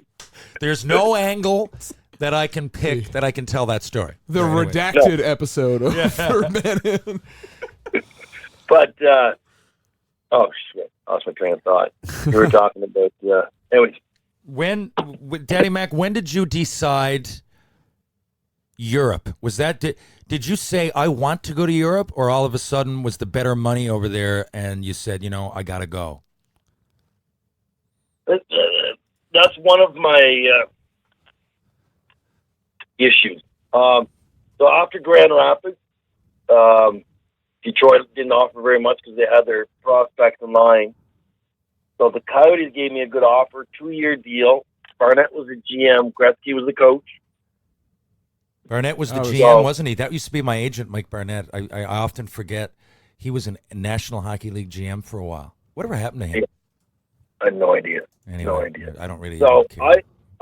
I get signed, and that year when I was in Grand Rapids, the NHLPA decided to cap the American League salary at $75,000 if you wanted to get called up. Oh my God! So the catch was, if you made $75,000 and below, you could go back and forth. if you made 75 grand and $1, if you got called up, the team that picks you up is only responsible for half your contract. So it was a big risk for players to go back and forth. Wow. So I made 75 grand my year in Grand Rapids. Sign over in Phoenix, and Barnett kind of gave me hey, come down here and train with us for the summer. And, obviously they can't guarantee anything, but, it'll be your best interest to come down here and train with us. So I said, you know what? I rented a hotel for 3 months, trained down there, did everything. And for the first time in my career, I only received one exhibition game. No. Every other year. Every year I've always gotten pretty much So you smacked. fucking wait. You were telling me you went to Phoenix and trained in Phoenix. Correct. Yep. And it's not like you're 18. You've put in good years. They know what you can do. And they only gave you one exhibition game. Yeah. And he tried to, and so we're staying at the La Quinta Inn down there. And then he tries to send me down in a mass send down. Like he just pulls everybody into like the conference room, like 15, 20 of us. And like, okay, you guys are all going down. No, that's so- sick. Yeah, that's So I wait till everybody clears out, and I had a few choice words with him, and I expressed my disapproval, and he gave me Wayne's looking for a guy that can skate a little better, and Wayne's looking for this, and I was like, with all due respect, you knew what the fuck you were signing, so don't tell me this now. Like, you knew I couldn't skate, but I can fucking score. Yeah. So That's if you didn't want to score and you want a skater, then don't fucking sign me. That's I'm why at I'm the so point, you know what I am. blown away, Daddy Mac, because you were well established. They knew exactly what they were getting. So that kind of So to me that's no balls. They went back and sorry, go ahead. I think they were just, when I look at it, they were just trying to beef up San Antonio is what they were trying to do. Well, They gave me enough. there were a lot of great players on that San Antonio roster for AHL only players. I mean, you've got yourself, Jeff Taft was there, Bill Thomas. Those guys were huge names in the AHL those couple of years. I'm just Thomas was, but when I had him, like my year down there, we had Keith Gamble as a rookie, Bill Thomas as a rookie. Did you ever play with the guy Randall Gelich? I know you're talking about, but no, I didn't.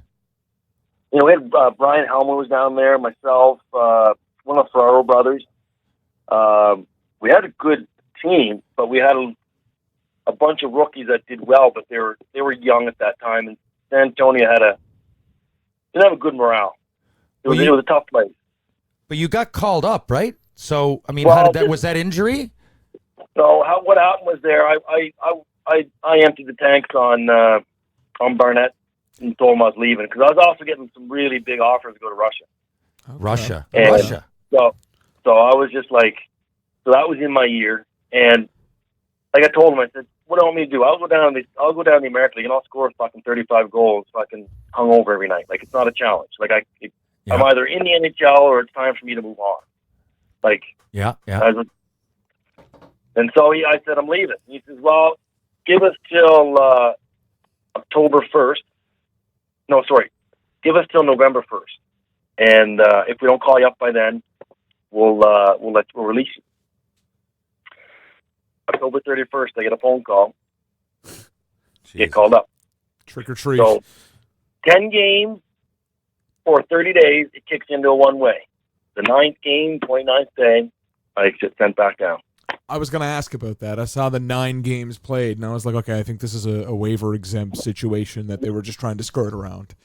Yeah. What was Gretzky like as a coach, though? My very first, I'd met him previously because he was in LA's system when, not the system, he was in LA. I was in the system. Training camps from 17 on. So I was originally drafted by them. But, so I get called up. I'm 28, 27. And I had a good reputation for scoring the American League, but I'm halfway in my gear. First game in Phoenix, half my gear on. I think it's Ulf Stamets, the assistant coach at the time. He comes over to us and says, "Coach wants to talk to you." So I go back in the room, and I'm like, this is a presidential suite. Like, mahogany table, leather chairs, library. Like, it's not a coach's office I've ever been in. Fireplace. Pretty much. And so I'm sitting there across Wayne before the first game, and all he says to me is, I hear you can score. Now, what do you say to the all-time point? Wow. Like, What? what do you say? Like, because you can't come off too. You want to be confident, but you're talking to Wayne. You're not talking to like. You happen to be talking You're to not the talking to one, Alf Samuelson. the one person that has the most snipes ever. Yeah. And what? In the National Hockey League, and you got to go. Exactly. Well, I think it's that thing where it's like, you're sitting across the table and Wayne Gretzky's like, so I hear you could score. And like, my first thought would just be like, well, not relatively speaking in terms of this room. Yeah. like in terms of the people in this room, not really that much. But Do you think that might have been why Gretzky didn't really take as a coach? Because, the unfortunate side effect of being Wayne fucking Gretzky. Like, Oh, there's no question. Yeah, So I mean- and I'll elaborate on that in a minute. But I was just looked at him. I was like, I do okay. Like I do fine down in the American League. And he's like, score your stay. See you later. yeah. I'm like, all right. So I was playing with Mike Comrie and Owen Nolan that night. Had a goal and assist. I don't think it was first star, second or third.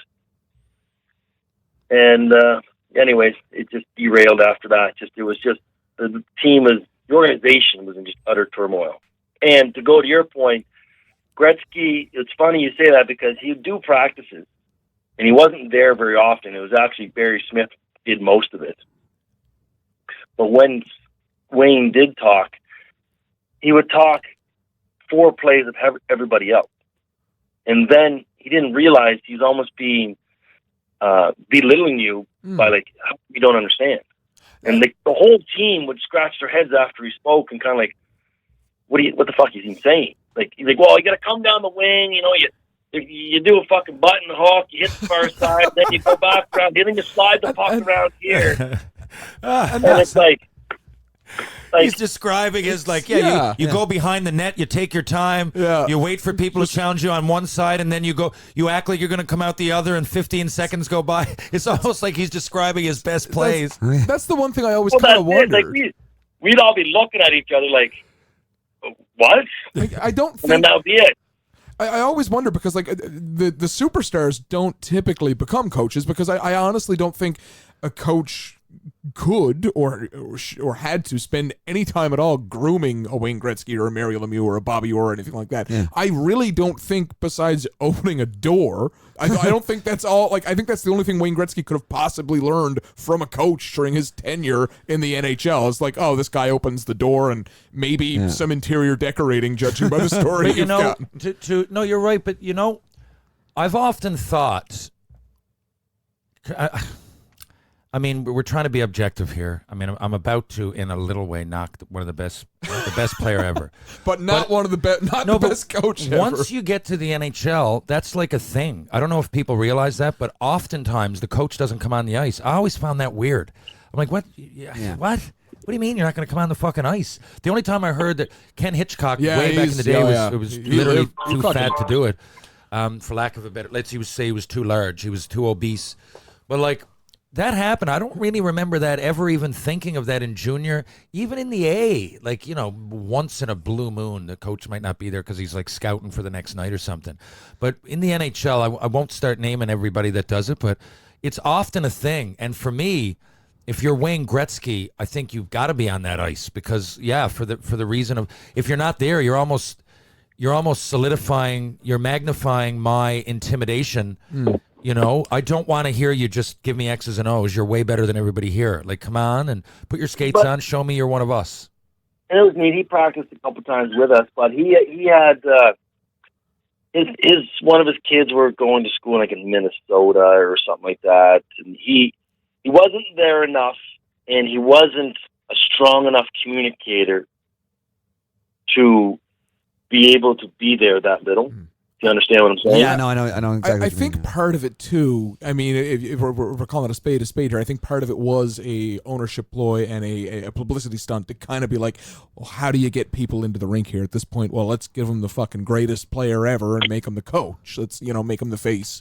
So I think part of that would be like, well, I think he was kind of a fountainhead coach, if that's fair to say. Yeah, I think you're. Yeah, I'd agree with that. And the fact he made so much, so right there that like he was making Babcock money. Yeah, oh yeah, right. Well, the gate. Yeah. Also, I mean, back to what I mentioned with the third line players. I mean, there was a stretch there in LA where he played with Dan Bilesma, who was also in the organization with Gretzky. He had a long career as a coach, and he's got the ring to show for it and stuff like that.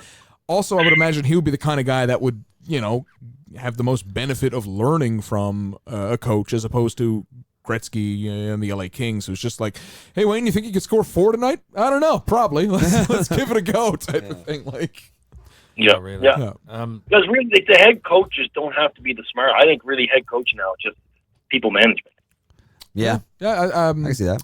It's people management. See, Cooper from LA, not LA, sorry, Tampa Bay. That's his. Tampa Bay. He doesn't say he's a coach. He's a person, a personality manager or something like that. You see, Daddy Mac, that's exactly what I mean. I also felt that, like, I know that's kind of a thing now, but I felt that back then. Like, when you just said, like, I thought Al was one of my best coaches too. Why? Because he talked to me. Like, Al would come in and, like, sit next to you and say, what are you guys doing tonight? Going to the movie or something? It would transcend anything fucking hockey. Like, I felt like I had a buddy would be a bad way to put it, but, like, I respected him as a coach. But, I wasn't ever nervous to talk to Al McAdam, whereas I did not want to talk to Michelle Therrien. I was like, please. I didn't want to go in that room. Even Alan Vigneault up top, like, he wasn't a bad coach or a bad guy or anything, but I never felt as comfortable as with Al. And, like, to me, the coaches that I felt most comfortable with, or even in ball hockey, with George Gortzos, they're the people that take you in and treat you like a friend would be.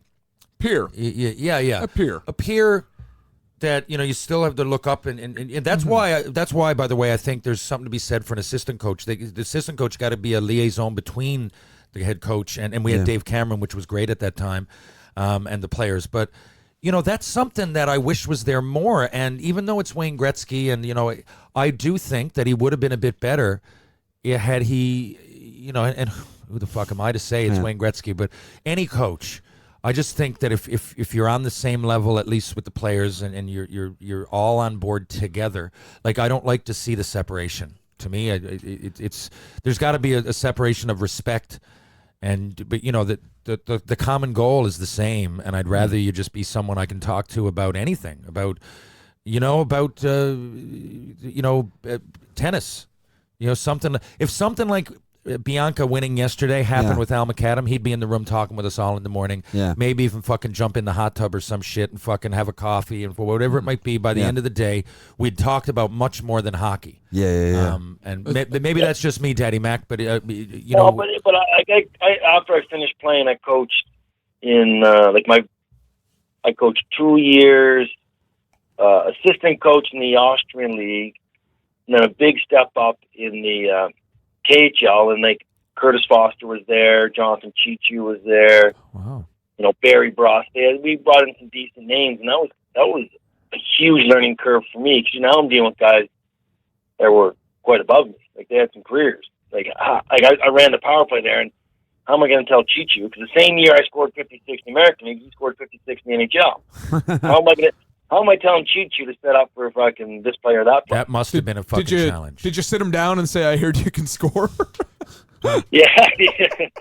You know what? Chichu was phenomenal. He was respectful. He listened. We had a communication, and it wasn't like, and I wasn't the type of coach to say, you had to do this. I'd have the video, and we'd discuss, and I'd say, I feel this positioning over here, and this is going to be a good area to be in, and he would see the same thing, or he'd discuss, and he was tremendous. That's great to hear. That is good to hear. And I'm glad you said that, because I was nervous. I was really, really nervous because when you look on paper and you see what they've done, you're like, oh shit. But Daddy Mac, and that's the way you feel. But even back, we didn't give it. Just think, when we were that age, whatever team I went to or whatever camp, whether it was World Junior or Junior or the NHL or the A, whatever, I often didn't even care what the assistant coach's resume was. Like, but when you're doing it yourself, you really felt that. Like, and I can see how you would. Like, I wouldn't even want to be telling Jonathan Cheechoo what to do on a power play. But most of the assistant coaches that were there when we came in, I mean, they didn't even play. So some of them, I guess, that was just a way of life. I can see how that would have been real difficult, though, and I don't even know if I could ever get used to it. How was it like for you? How about this? How was it being a head coach, first of all? And weren't you that where was it? Budapest or some shit?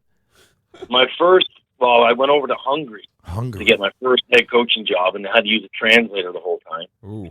My first experience, but my first little bit of experience was I was a head coach of the Croatian national team for 3 years. And being a head coach, now these are much smaller versions than, say, the major junior over here or whatnot. But still, when you're the boss, it's a whole different can of worms. Yeah. It wasn't like trying to, now you've got to come up with a playing style. Yeah. Come up with the literature, come up with the video, teach them, and then hopefully all that works. Where were most of the boys from when you were coaching in Hungary? They're all right from there. They're all right from there. Yeah, really? They're local guys. Yeah, local guys. I don't want to ask the obvious, but I mean, were they good? It would have been, the level would have been probably a little bit below the Austrian league. Okay. But now I know exactly. I love the Austrian league, by the way, because you can wheel. They're all big ice, and it's not quite the other league.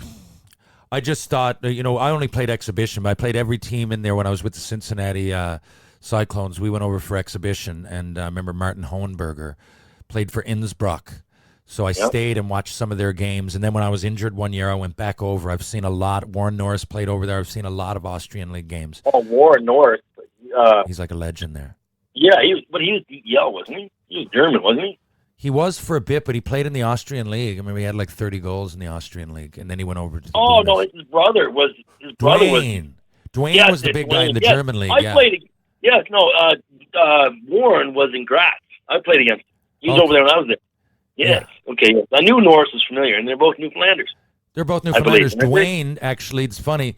So Dwayne Norris, a lot of people only know that John Slaney scored the World Junior winner in '91, playing with Lindros for Canada. But the year, or that was '92, maybe '91, '92. So, but the year before, and there was again with the World Juniors, there never used to be a championship game. So Dwayne Norris scored the year before. He also scored the winner, and they were the only two that we ever had on up to that point on the Canadian junior team. But it was just less. It was anticlimactic. He scored like in the second period of a game against Sweden to make it like 4-0 or something. But that ended up being what gave them the gold medal.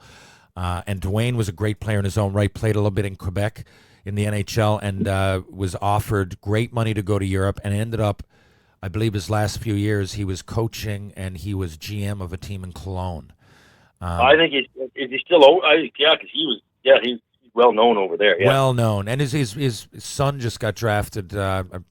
He's the head coach of he's in the U.S. He's the Oakland Junior Grizzlies now. Head coach, I believe they came back because of his kids, right? Yeah. And one of them got drafted last year into it. I forget which team he went to. I'm foggy. Joshua Norris. There you go. There's a lot of Norris, and he played on the World Junior team. U.S. team, I think. Yeah. Yeah. So now Warren was Ottawa, by the way. Nice. Warren played against us in the American League. He came from one of those. He played NCAA, UMass Amherst, maybe, I forget. But anyway, and so Warren went over and kind of got started in the Austrian League, from what I remember, and ended up playing a little bit in Germany. But he lives here now. He never got into senior hockey or anything. But I remember watching him play, and I just liked it anyway. And I ended up having a close relationship with Austria, Germany, Switzerland, because they're heavy into ball hockey. So I've been over there now probably a dozen times in the past 10 or 11 years. Europe's the best thing. My son was born in Sweden. I played there for played and coached there probably 10 years. And if anybody gets a chance to live over there or play or just go for 1 year, it's an experience. Where were you in Sweden? Malmo, 2 years. I went, 2 summers, Daddy Mac. The Habs used to give us money to go practice wherever we wanted. Like, so I remember 1 year, like I often say I went to Brainerd, Minnesota, and I went to Brock University. Brock had a little camp there, and a few of us went to that. But Sweden, so we went to a place called Västerås. I believe it was a little north, and I believe it was it was a level down. Västerås, that was it. Yeah. Nick Lidstrom was from there, Tommy Salo, Peter Popovich, who I played with. And we went over 2 summers in a row, me and Brad Brown, it had to be a month if it was a day, twice, and had a blast. I really, really enjoyed Sweden. That's one thing I regret, Daddy Mac, is that I didn't get to really retire on my own terms. My ankle was bad. I shot it with cortisone. I went to Orlando because my buddy was down there, and but I only played 9 games that year. Like I never really got the option to go to Europe and play out my career because it wasn't all about the NHL. To me, it was free education and by means of travel, right? And if there's one thing that you got to do was travel. So what was your best situation over there? Like what year in Europe were you most content, for lack of a better way to put it? You know what? It was a weird thing for me when I made the transition to Europe. Is, like I say, my whole plan or goal was you play street hockey in the driveway and you don't envision yourself playing in Västerås or Graz. Like, so I won't lie to you, a little bit of my, I don't want to say soul, it's being over dramatic, but a little bit of my give a shit went away when I decided to take a step over to Europe, which I shouldn't have, but it did. So I never really played to the level where I was in North America. I hear you. I kind of just geared it down a little bit and lived off my resume, and it just slowly spiraled down to retirement and quitting. I just lost the passion for the game. But would you consider it go ahead. Would you consider it became a job at that point as opposed to a passion, where you just touched on? Yeah, it became a job, and like really, what was like, even though I only got called up, besides my first year pro, at the end of the year for 3, 4, 5 games. When you get that phone call, there's no other better feeling. There's nothing like, honestly, it's like win the lottery. Yeah. So when I went to Europe, that phone call wasn't happening, and it's just, I don't know, maybe it was the bigger ice, maybe that was part of it too, but I know it's part of my mental side. I just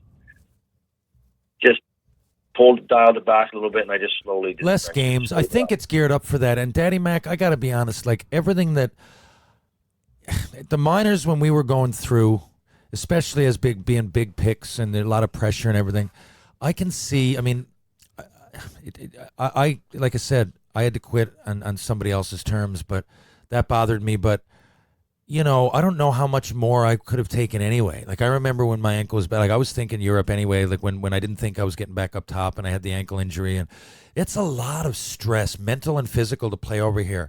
I think guys go over there for a reason. And so I think a lot of it is to unwind. What's the schedule? 40-odd games, way bigger surface, barely any fighting, right? And I think there's a reason for that. And I think you work for that. And whether it's fucking 50 games or 1,000 NHL games or 8, at some point, you're hitting your late 20s, you're 30.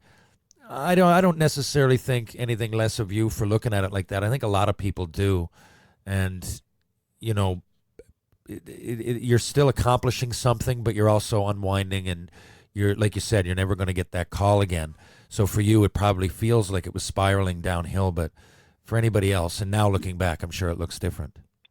Oh no, but it wasn't all bad. Like, we won a championship with Salzburg 1 year. Yeah, I saw that. Josh Green was there. Yeah, Greg Johnson Juice was there with you again. Some other guys were there, and that was great. Made some. I still, I go to Italy every summer now, and for the last 3 years, and made some friends, and I'm glad I did it.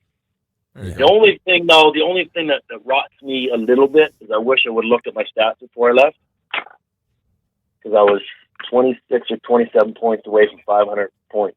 There's only like 83 or 84 guys in the American League that have done it. Oh, and they're probably. Are you in the AHL Hall of Fame?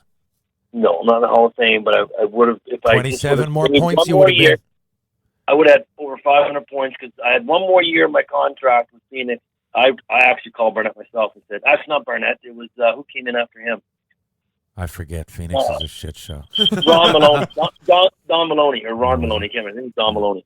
And I called him myself and terminated. But if I would have stayed for one more year, would have got it. That would have been nice, personal. But Yeah, Well, no, better than- but still, I mean, what's anything? If as much as hockey's a team game, by the end, you want to leave your legacy, and it's a lot. That's what's beautiful about it. It's personal plus it's unifying as a team. Now, your kids now, how old are they? I have a 10-year-old boy going to grade 5 and a 7-year-old girl going to grade 2. And how old were they when they realized that? Because sometimes, when it's like me when I explain my career a lot, it's like almost justifying to people. Well, what happened, but in the end, like when my daughter realized when she was 5 or 6 that I played in the NHL, she just couldn't believe it. Like, do your kids grasp that? Like, especially 10 and 11. Like, do they understand that Dad played in the fucking show? Well, my son, he gets it. It took him a few years to understand. I think his friends are just watching TV, and I have some memorabilia hanging up, and every now and then I'll put an old tape on or something just to. He really likes. In one of my last All-Star game, I won the hardest shot, so he likes that DVD. Just when I walk into one, but he gets it. But it's funny because the lake where I live on is the same lake as Sidney Crosby, Nathan McKinnon. Oh, okay.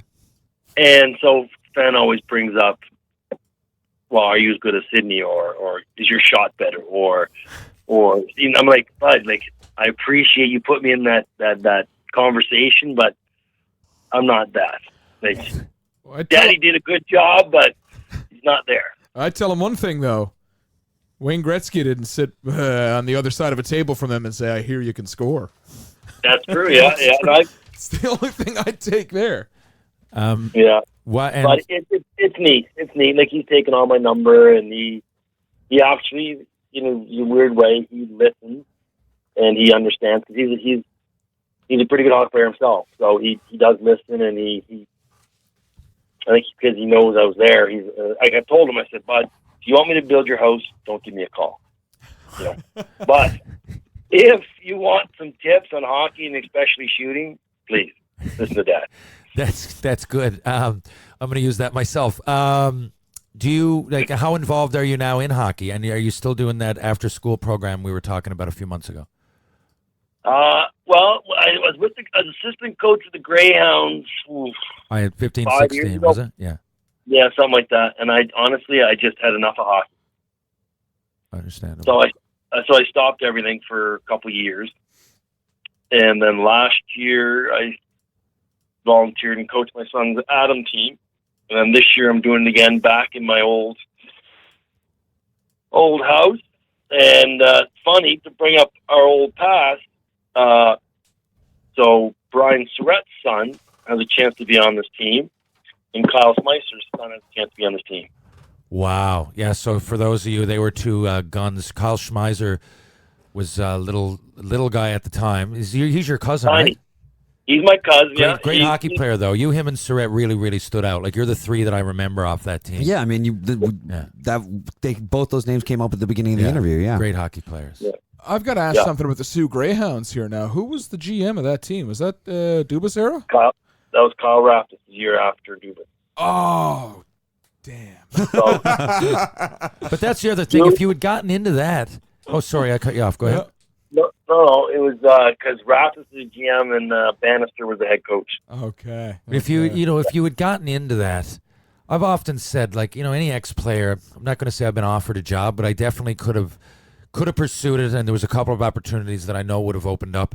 But you don't know where you're going to, then your kids, I mean, it's like you're a military baby or whatever, and that's not always bad. But, if you want to coach, you're probably not going to be anywhere for 3 or 4 years in a row, and you want to keep, and that's probably good. Do you want to keep moving your kids around and stuff? There's a real decision to be made. That's why I often, it's one thing to be a player, but if you want to get into coaching after you play, You better be ready for that. I always kind of sympathize with the kids that move around, because sometimes, if that's all you got, I mean, I landed on my feet in St. John's. It took a while, though, and I've had some real ups and downs.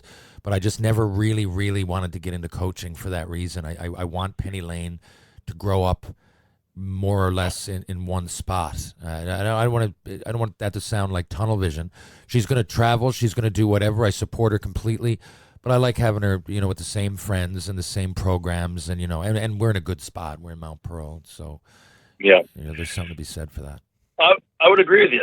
That's like, by the time I got to the Sioux, I'd been, like you listed off my roster at the start of the year, at the start of the interview, and I was tired, mentally and physically moving. I started by myself when I was 20, and then picked up a wife, picked up a dog, picked up a kid, picked up another one, and it was just, I was tired. So that's why I made this to come to, like, that first year being in the Sioux, that was the only year in North America I coached, and going around in the O and meeting people in the press rooms and just trying to shake and kind of, like I said, trying to get into that lifestyle. There's a whole level of passion that those assistant coaches, like, they're in the trenches. Like, Yeah. the commitment level, the time level, the sacrifices they're willing to do to get to that next step, I just mentally wasn't there. I hear you. And DJ Smith apparently was. Well, DJ, I knew from the time I met him, and I lived with him for 2 years in St. John, he was going to be an NHL coach. Man, I've often said it. Wasn't it something about DJ? Like, I can't even put my finger on it. I just knew that he would get into coaching. Yeah, you explain. You're the one being interviewed. Yeah. I'm going to cut you off. No, he wasn't the best player, but he was a dressing room guy. He was that guy that if he would have kept on going and didn't get injured, he'd wear the C till he was 39. Yeah. He was a team guy. He was that guy that would, hey, get your head out of your ass. He could be your best friend, roommate, but he would just be like, you know what? Playing the game of hockey, get your head out of your ass, and let's play. Yeah. And there's something to be said. It's hard to find that balance. It often is. Like some players, whatever it is, the aura they give off, I'd be like, who the fuck are you to tell me? Like someone. But DJ had that way about him. He could almost put you down while looking you right in the eye, and you'd want to go and battle for him. And he was a real unifier. He knew everybody's stats. He knew the way everybody shot. Like we'd go in to play, I don't know, Portland Pirates, and he would like list off in his head like pros and cons of each player. It's almost like he was doing video before it was a thing. We watched video, but it was more like full games and stuff. And but DJ always had that about him. I figured, either a GM or a coach or whatever it might be. Daddy Mack, how about this? Are you going to find your way back over to George Street / St. John's / Seniors Basement? And I just say George Street because, bring your kids over and we can have more of a family affair than last time you were here. But you might be able to actually tell some stories from it. might be able to. The last time. Actually, but before we even get to that, you need to answer me a question. Ooh. Yeah. Kyle Smicer, because he came over to visit me. Him and his brother. Yeah. Him and my brother came over 2 years, almost to the day, to visit in St. John's, and they'd walk into not Greensleeves, but the place next where there's just a pool table there, a tiny place. Well, at the time, let me see. So you're not talking about Sundance? No. So if you were walking from mile one, it'd be left of Sundance, and right next to Greensleeves, I believe. You'd walk in that back door. There was always it was called the Ale and Lager. Now it's 3 Chairs. Yeah. The Anyway, Ale and Lager. Yeah, Ale and Lager. We hung out there every day. 2 years to the day, the same gentleman was sitting in the bar stool, and they spoke.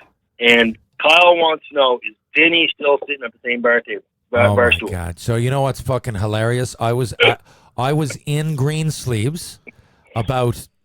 I could throw a ball with my left hand from the seat you're talking about with Vinny on Friday night. Serious? Yeah, he still hangs out there. So Stephen Hancock, Jody Temple. Remember when you were here? Jody owned the Cotton Club, and the penalty Yeah. box. That's why we would go to the penalty box. We'd get a steak penalty box. By the way, guys, was like a sports themed bar at the time. Yeah, And yeah. so that was on the go. And Jody still owned the Cotton Club, which he's now sold. And Stephen Hancock, when you were here, owned Turkey Joe's. Stefan's fine, and Vinny and Chris Beresford, all the boys were and Oh, Roland yeah. Mack, you remember they were all the guys we used to hang out with. Well, Yeah, go ahead. Yeah. well now, and Dick Hancock, Stefan's father, owned Greensleeves. Well, now Stefan and Jody both run Greensleeves together. There is no penalty box anymore. The Cotton Club is another guy owns it now, Todd Manning. But Stefan and Jody are in there. So, and Three Chairs is still there. A good buddy, Junior Bruce, owns it now and everything. And they got an upstairs to Greensleeves. What's that called? again? Loose Tie. Yeah, Loose Tie. So it's all the same setup. You just like a little bit different names and everything. But Vinny's still part of the furniture, man. I still see him all the time. That is funny. Yeah. That's funny. 'Cause somehow your name came up, and I was talking with Kyle, and he's like, 2 years today, I went back, and the same guy, and he remembered me, and I remembered him. He was sitting there, he's like, I wonder if you're still there. Well, if he thought 2 years was a lot, tell him 20 years later, and it's still the same fucking chair. Different bar. And honestly, I'm not shitting you. But it's very much the same, Daddy Max. We see the same people. I guess. What about that? What about? I think it was back then. I think it was called St. George's Arms. That one up in the corner up the hill. Now it's called Trinity Pub. Right after you left. Right after it became Trinity, still one of my favorite bars. I love Great that spot. spot, Yeah. yeah. And it's opened up a little bit now, but that same part is there. There's a little. They got the back, a big area in the back. They got a deck on there now, too. If you can. Oh, believe do it. they? Two, I remember like a deck on the side and a deck out front. It's grown by about 6 times the original size of it. But that So, original yeah. bar is still there, exactly. But, Like if you walk in, that's there. But Daddy Mac and I, when it was St. George's Arm, we used to go there to get out, get like, kind of lose the crowd kind of thing, to take a break once in a while, and we would go down, and the girl that ran it, Roxanne, but she has something to do with Fat Cat now. Well, no, she sold the Fat Cat. Oh, Fat did Cat, she? The Fat Cat is now the black sheep on George. The Fat Cat is no more. So wait, is the Black Sheep on Water still there? Yeah, it's still there. And now it's Black Don Sheep runs on both George. bars. Yeah. Okay. Don and Val own both of those bars, and Where am I living? I'm on George This Street is- like every It's fucking turned weekend. into an oral history of George Street Yeah, here this it is. last 10 minutes. Yeah, Then it I is. know. And every now and then I freaking a pub down there called the Dory. I don't know if it's still there, but I remember being there. The Yellow Dory, it was called. Was the El Dory? Yeah, Yeah. and it's not there.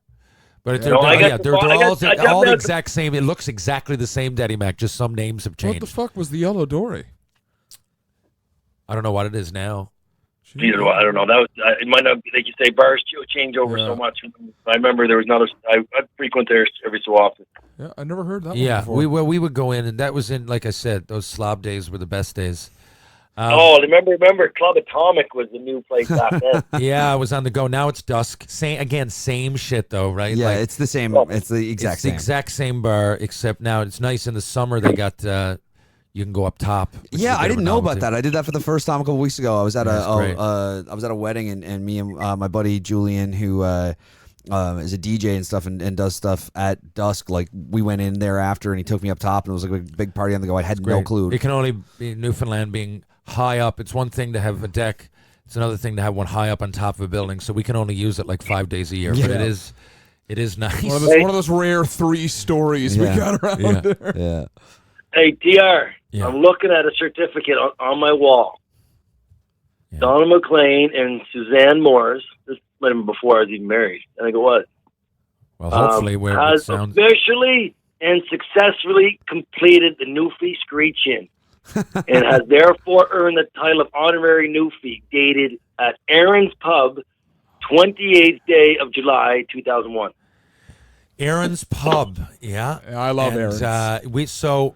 Do you remember that? I distinctly remember that, Daddy Mac. So Aaron's Pub is like the end of Water Street. It might be about a 5-minute walk from George Street. Not really the end, I guess, but towards the end of Water Street. So we would go down there once in a while. It used to be Sons of Aaron. I don't even know if, I think it's Bob Hallett owns that place now. isn't Yeah, it? Bob Great owns Big- it. Bob owns it. Great Big C.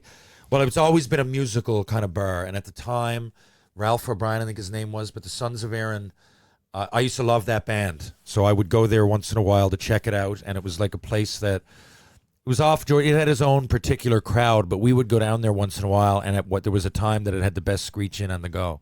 and then hence July 28th, 2001.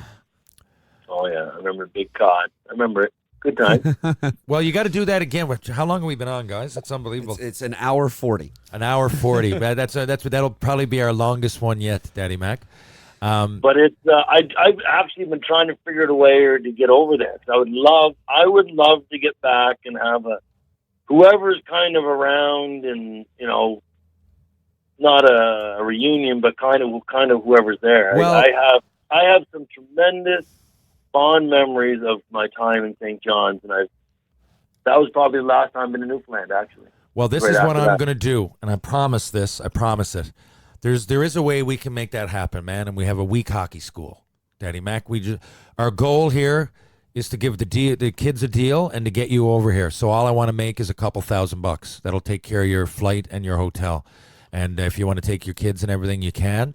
But that's what we're going to do. I'm saying it now. We got some listeners. If anybody wants to take me up on it, I don't care what rink it's at. But we'll, pay the normal price and everything. I just want some ice time. And what would be good for you next June or July? Got to be summer. I would be probably end of July, August, because I take my annual trip to Italy for 2 weeks in July, the first 2 weeks in July. Lining it up for George Street Fest. Okay, George, that's when Cleary has his, actually.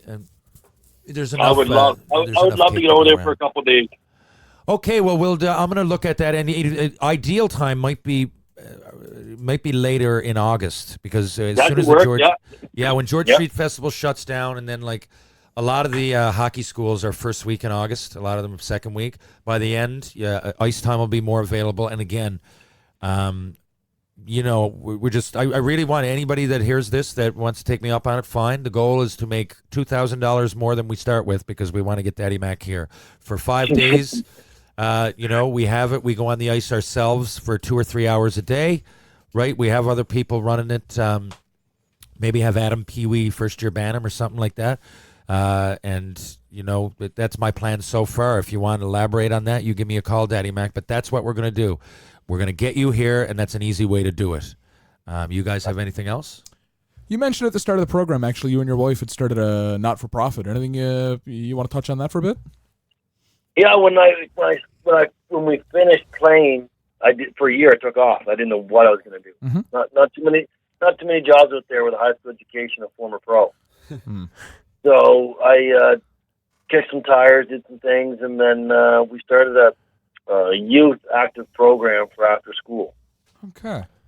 My kids would come home and they'd play with us, and I'm like, no, I'm not your buddy. Like, I'll play with you sometimes, but I can't be your play buddy. So we just batted around different ideas, and we started off 4 years ago with 12 kids, and now we're pushing about 90 kids in 2 locations. Wow. And we do 2 after-school programs. We switched over to a not-for-profit called Play, which is physical literacy activities for youth. And last Thursday was the start of our 4th year, and we have,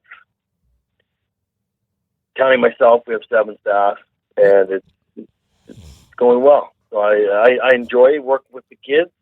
Someday I'm not there every day working with the kids in the gyms, but it's right on site. Bell rings, kids come down, and they have between structured and unstructured activities until 6 o'clock when mom and dad pick them up, and it's been good. It's been a positive thing. Right on.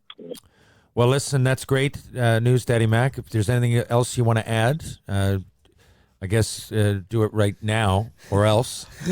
But and everything else, I wasn't kidding. We'll figure out that, and in all likelihood, over the next time, I would love to get back. We should talk off air sometime over the next while and figure it out, because it would be a good time.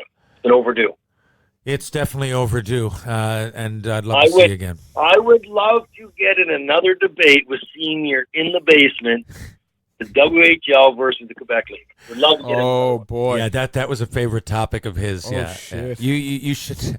We had Senior on as our guest like maybe 3 or 4 months ago. Daddy Mack, I'll send you the link. It was fucking hilarious. it was a 5-hour filibuster, wasn't it? Oh yeah, just like you couldn't get the stories out fast enough. But we still do it. He didn't tell the Denny Potman story, did he? Oh yeah, yeah.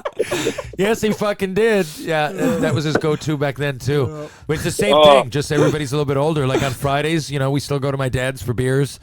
He doesn't quite come downtown as much anymore, although it does happen. But it's almost babysitting. Gail, get upstairs. Yeah, Gail, Boy time. get upstairs. It's story time with the boys. You got to understand, Gail, I love you, but there's a separation here, clearly. There's a separation. We're telling these stories. Gail. You're not going to want to be here, and then you're going to shit on me for telling the boys these stories. So go on upstairs. We'll see you soon. I love you. And please, grab me a beer on the way out, will you?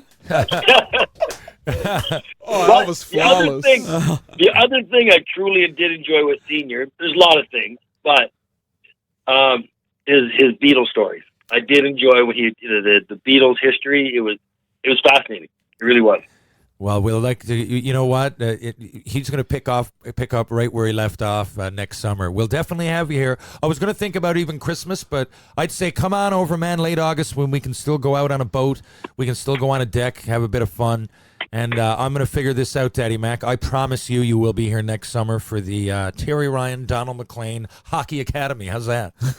That sounds good. That sounds good. We can spin that. Yeah, we can spin it. Academy. Okay, brother.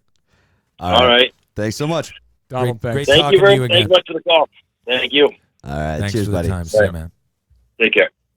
Penny Posh, maternity wear reimagined, breaking the barriers of style, fit, and comfort that often leave mothers-to-be uninspired in their new wardrobe. Penny Posh's designs have reinvented a clothing category often seen as disposable, temporary, and unattractive. Well, not with Penny Posh. Check it out, a continuous fit maternity collection from bump to bundle and beyond. You can check them out on Twitter at Penny_Posh, on Instagram at PennyPosh_maternity, and of course on their website, www.pennyposhdesigns.com. Penny Posh Designs, maternity wear reimagined. So again, huge thanks to Donald MacLean for a great interview. Again, we went on. I know that one went on for a ways, but that's why we did a quick intro off the top to get right into it. So I know we got some other stuff coming up that we're all excited about. But Terry, you were saying just before we went to the interview you wanted to say something. So let's jump back and. Well, yeah, I got a couple things. I mean, yeah. It's impossible not to talk on today about Bianca Andreescu. Andreescu, yeah. But what she did yesterday, I don't really think number one, but there's an argument that it would be the number one sporting moment in Canadian history. Dave Hodgson mentioned the same thing. Right? There is an argument. Yeah. I'm not going to sit here and say it. And I think that's so subjective that it's tough to really put anything number one. But, we're all really into hockey and everything, and the Raptors just won and all that shine. And all of a sudden comes somebody who wasn't ranked last year, was ranked 152 at the beginning of this year. She's 19 years old. No Canadian has ever won a Grand Slam. And not only does she do it, she does it against Serena. Yeah. Now, I want to say one thing about that. A few weeks ago when she beat Serena at the Rogers Cup and Serena retired because she said she was injured. And, but she never, the quote after, she never said Bianca played better or she deserved it or anything. She said that I wish the fans could have gotten to see a real game. And I thought that was bullshit because, and so on. I didn't have my best. I wish I did, implying that if I did, I would have won. Or at least I would. So I thought that was bullshit because Bianca winning at home, the Rogers Cup being a real huge deal before this would have been the biggest sporting moment of the year, maybe. Yeah. One of them with the Raptors, I guess. But this time, same thing. Like Serena Williams, I will say, 23 majors, and I know she wants another one, and great athlete and all that. But I've never been her biggest fan. I think she's smug. And even yesterday, she did give Bianca credit, and that's great. She did. She said she played great. She was, the better player. But then she said again, she said, I wish I'd had my best game, though. It sucks when, you realize that you could have been better. And it was just my worst game of the tournament, unfortunately. But I'm going, well, of course it was, because of who you're playing. What do you mean it was your worst game? It's the fucking championship. They get harder and harder, and you ran into Bianca. It was your worst game because she's your best opponent. So you maybe should say that. Yeah. it's my worst game because Bianca's better than me. Yeah. But she can't bring herself to say those words. I know, which Right? to some degree, you kind of have to respect a competitor that Yeah. is at that level of just, no, I am the best. I know I'm the best. And It's nobody, why, it's, you know. it's part of the reason that Yeah. she's where she Yeah, is. And I get that. 100%, But I just, 100%. it's there's just a little too much smugness with Serena. I mean, I think a big part of the thing is you mentioned that she was ranked, what, 152nd, Yeah. 162nd? I don't think someone like Serena Williams is going to come out and say, like, she's better than me. Because that ranking system is kind of like a gatekeeper fucking title hold Yeah, thing yeah, in the I would tennis say world. she is better, but you say She I was. I would yeah, say she was played better. She was the better player today. Would have Yeah, been, up a, and coming. Hopefully, I can Yeah. get back to that point. She's Yeah. beaten me twice in a row now. Yeah. I I'm think it's older. funny to say. Yeah. I've had my worst. Like it's a tournament, so I've had my worst game of the tournament. Well, Yeah, she you said, lost. It's you the one lost you in lost. The final. Yeah. It's the one one you you lost. Unfortunately, The one you lost yeah. would be your worst. would be, and there's a reason because it's your best opponent. Yeah. And what I love about this Bianca is that she doesn't seem to get intimidated. She really respects Serena, as it was evident in that game, that the Rogers Cup match that Serena retired. But I think she's got it going on. I think she's going to be a great athlete. The way I understand, but she's a great athlete. I think the level of composure and Composure, there it is. the level of composure that she has and her ability to calm herself down in a moment, like when she has a couple bad points, and she's on the court and can make that adjustment within herself to just kind of take herself How about down. this? When it It's was just- 5-1 in the second set, Yeah. 5-1, and you've got Serena, and it was championship point. Yeah. Serena come back from that. A lot of people would fold. Yeah. She gathered herself. She lost the serve a couple times. Yeah. Sprayed herself with water. You could see her on TV going, Yeah. okay, I'm still in control. Mm-hmm. I'm still up one here. I'm ready to go, and it's my serve. And she came back, and a lot of people you'd maybe see 3 out of 4 of double faults or something. You can tell it's kind of in their head, but not at all. And that's why I love it. I hope she beats Serena every time for that reason. I really do. And I think I will always say Serena is one of the best athletes ever. There's an argument to be the best if you take relative dominance within your sport. But that being said, I didn't like Serena's reaction again. Some of it was good, but Bianca, all the credit. And I'm talking about Serena too much. Bianca, it was. Thank you. If she'll never hear this podcast, friend of the show. but people do.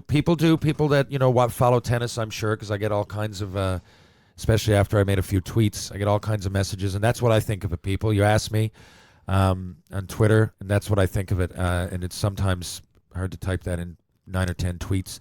And there is one other thing I want to say because I get all this shit this week. Not shit, but I stuck up for Nick Kyprios, I guess you could say. There was a guy calls himself Sergey. Calls himself Sergey. Yeah. I think he's going after the Berzin thing on Twitter. And fair enough. He just said, I heard somewhere that Nick Kyprios gets $800,000 a year. Yeah, Can you imagine being like a neuroscientist and saying that this guy makes what I do? But I want people to be clear on this. Like, I don't know Nick Kyprios. I don't really know much about him. I do think he does a decent job, though. He's pretty well spoken. He's articulate. I mean, he played in the NHL. He has a good perspective. But I don't love him. He's impartial. I don't really care. Whatever. He's on there. Report the news to me or whatever you're going to fucking talk about today. But so I wasn't defending him. What I'm saying is that I fucking hate when people say, well, I heard somewhere that this, and then it becomes fact. And we're living in that world. If you're going to shit on politicians for it, let's say, again, I don't want to pick one side of the fence because I'm sure Barack or Hillary has done it just as much as Donald Trump or fucking whoever, Stephen Harper, whoever you're going to talk. Justin Trudeau, there's one. He does it all the time. But what I'm saying, remember a couple years ago when Trump said, well, I heard that when the planes went down, there was a bunch of Muslims and they were having a party on the side of the road. I heard. But that didn't happen. And I remember being with a friend of mine who is a Muslim, and he was really offended because he was like, I'm not going to bring up his name. But at that time, and again, I'm not getting political. I mean, Hillary, of course, Justin Trudeau has said things that he fucking pulls back on all the time. But when it's the same thing in politics or in hockey or coaching or whatever, if you hear someone say, well, I heard somewhere that this guy went out, and it happened to me. People used to go, I heard somewhere that, why people wanted to know why my career was done so early. And rather than ask me about my ankle or anything else, there must be more to it. I heard somewhere that he's a drug addict. And I heard somewhere. And then the conversation from that point picks up from that point. Oh, really? I didn't realize that. Well, there are a lot of drug addicts, and poor Bob Probert died early. And well, all the best to Terry, and then it becomes something that's nothing. Yeah. And that's my fucking problem. I find Twitter turning into that. I think that guy Sergey actually got some pretty cool tweets. They're pretty funny. And I wasn't in any way sticking up for Nick Kypreos, but I never want to hear again. Well, I heard somewhere. It's funny. I tracked that. I saw that on Twitter because I follow you both, and I tracked it, and so I just did the easy thing. I was like, well, fuck, the easiest way to do this is just search Nick Kypreos and then search in quotes 800K. And it was literally just, it almost looks like it came from a burner account, like 3 days before he got let go from sports. That's what I mean. It was so, and of course, it being Twitter, it grew legs. I'll say this. I'm reading a book right now all about the history of sports and broadcasting and hockey and stuff like this. I'll say this in an industry where if you start it from the ground floor, Nick Kypreos was one of the, I think he was the third or fifth guy hired from Sportsnet. Mm-hmm. So as the place grows, and perhaps he was, had some shares or investor or NHL money, it would make sense if you were there for 28 years.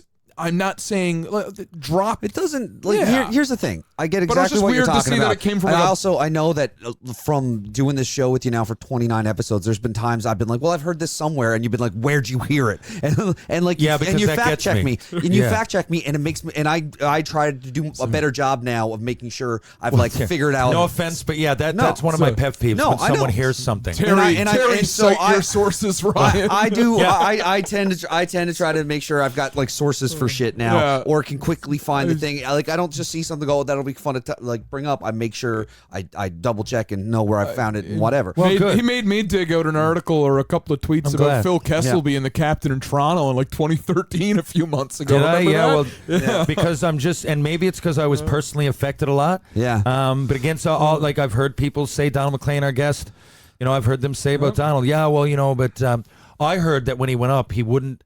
He didn't want to play on the second or third line. He didn't want to, so he made him. But that wasn't the case at all. It's often these things are large claims. So if it's big enough that it's going to affect someone's life, I often say fucking, you better fucking fact check before you fucking throw it out there publicly. But the thing is with Kypreos, I don't know. Even if it was 400, I guess he'd be getting overpaid. I'm not saying that he's not overpaid. Nick Kypreos could have been fucking Pierre LeBrun or whoever in that conversation. You know what I'm saying. I'm just saying, if you're going to make a claim and all of a sudden have 1,000 people retweet it or comment on it, then they all say it, and now it becomes fact. And we're in that day and age of fake news versus real news versus what is news, and I find a lot of it is started by that. Oh, I heard Hillary's, director of communications is a Satan worshiper. I heard, and then all of a sudden it's kind of becomes mixed into the DNA of this person's aura, and it's not. It's just, it's that somebody makes a guess or an assumption about it. They say that out loud, and then someone else has heard it. And so now you have a secondary source on it. And no, if I was going to say it, I'd be saying, you know what? I think Nick Kypreos is getting paid way too fucking much. Good riddance to bad rubbish or something, right? If you didn't like him, what's the problem? You can say that and have just as many people pipe in. But if you start getting specific, and that's the other thing is just that just the other thing with that is just what does it matter? A salary for somebody on broadcast television. On national television is so much. That's kind of what it is.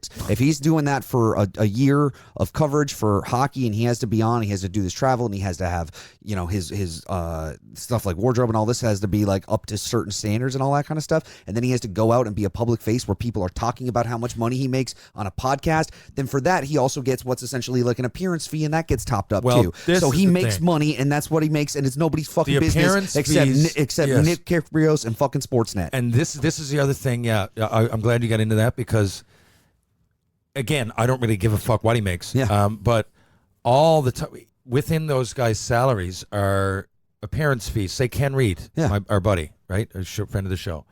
I won't tell you exactly what he makes, but he charges a fee. If people want to hire him, they can. If Nick Kypreos makes X amount of dollars and half are brought in from people volunteering to take his services for their own corporate event or whatever it might be, isn't that the definition of deserving? Like he's charging what? It's the fair market. It's the fair market. Nick Kyprios makes as much money as someone will pay Nick Kyprios. Yes, that's exactly. Nick Kyprios has 3 new agents right now, it sounds like. Fellas, I heard this over the weekend, and I'm very sad. I've got 5 minutes I got to split, and I really wanted to touch on this. My large adult son, Jake Gardner, has left the Toronto Maple Leafs. He has. Very, very sad.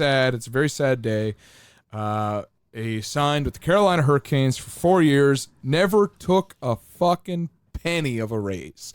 The exact same cap hit he made for the last 4 years. Obviously, there's the rumors of the back and all this stuff, but he was on, so if you listened to any of these episodes from fucking May 1st until today, I'd bring up Jake Gardner frequently because I felt he was probably the best skater on Toronto's blue line. He might have been played a little bit too much for my likings. I think he's going to make a great 16-minute guy as opposed to an 18 to 20-minute guy.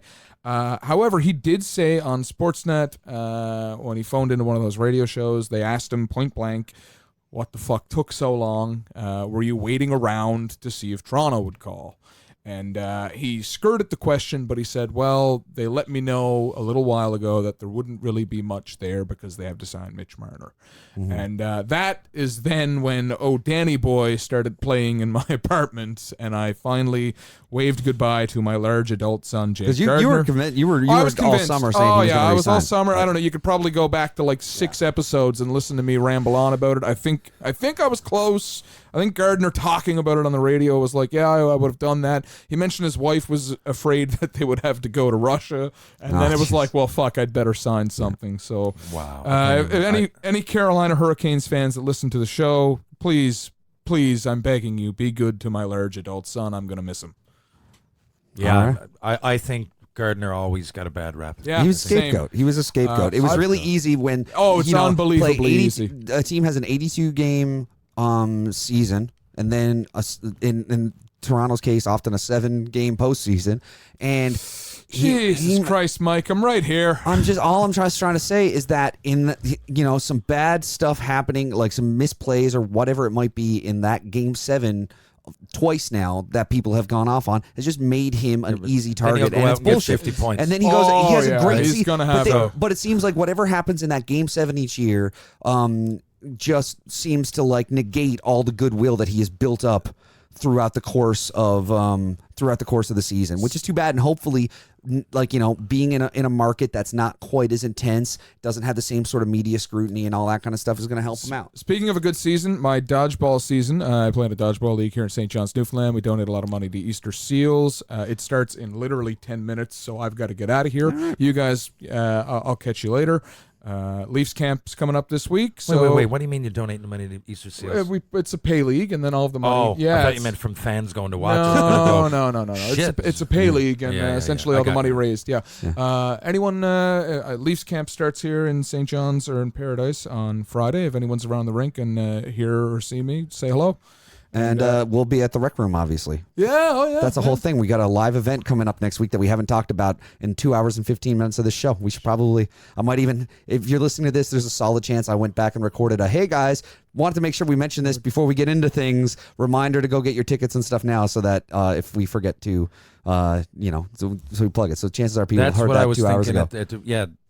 Not to regress on our conversation, but it's exactly what I'm doing. That's what I thought we were going to get into off the hop. Yeah, I meant to, and then we just kind of got. Well, it was a big sports weekend with Bianca. But yeah, so Chuck's got to take off. TR, I mean, we've got, like I said, we've got the event next week. Is there anything else with that? Like, have you got anything else on the go coming up, like during Leafs camp, anything like that? It's a bit of a whirlwind because I do have a lot on the go. Our senior hockey season, well, it doesn't start for a while, but we've started practicing, and I've got a fucked up elbow anyway. But how is the elbow, by the way? It's not great, as everybody knows. I think I explained it last show, right? Yeah, we talked about it on the show. Yeah. Yeah. So I took the antibiotics and everything. The infection I'm not going to say it's gone, but a lot of that. It doesn't look as bad anyway, but my elbow fucking kills, man. I can't even straighten it out. That's brutal. So man. I gave it you've heard of like bone chips on your elbow, but I've got like a couple of huge nuggets. Like, so whatever happened there, I broke off some of the bone that was in there. It sounds brutal and it feels brutal, but we'll see. Yeah. I'm sure I can get through one more senior hockey season. I know we talked about it because it's like you were saying, it's a tuft fracture, and I have one, but I have one at like the top of my thumb, so it's not on a joint. It doesn't cause any discomfort. All it does is make my thumbnail grow weird. But having it on a joint where like you have that kind of, like, I can only imagine. It's horrible. It's got to be brutal. I don't know what I'm going to do if I'm going to. And I mean it, this feels half, not permanent, but whatever. It's like I saw the doc, and I'm like, well, the infection's going away. Like, if you have pain there and there's an area, like, it fucking kills.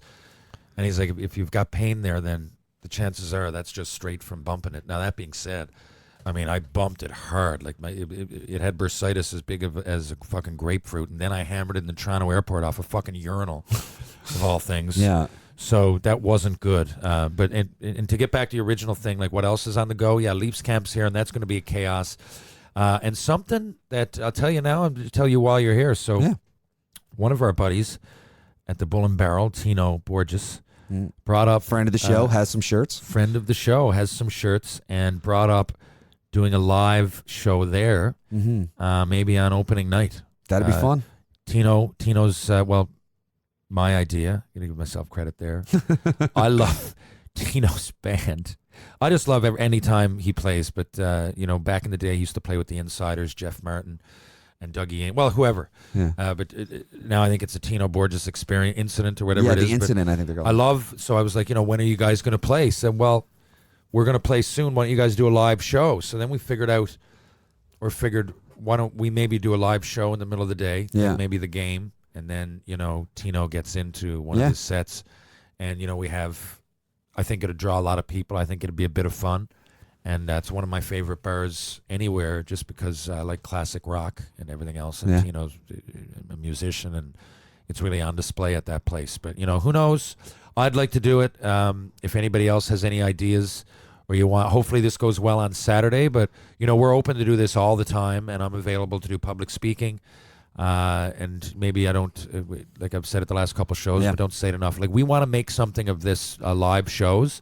I love your house here, Mike, and your studio. But, it's... Sometimes you want to get away from the hockey gear hung next to your face, and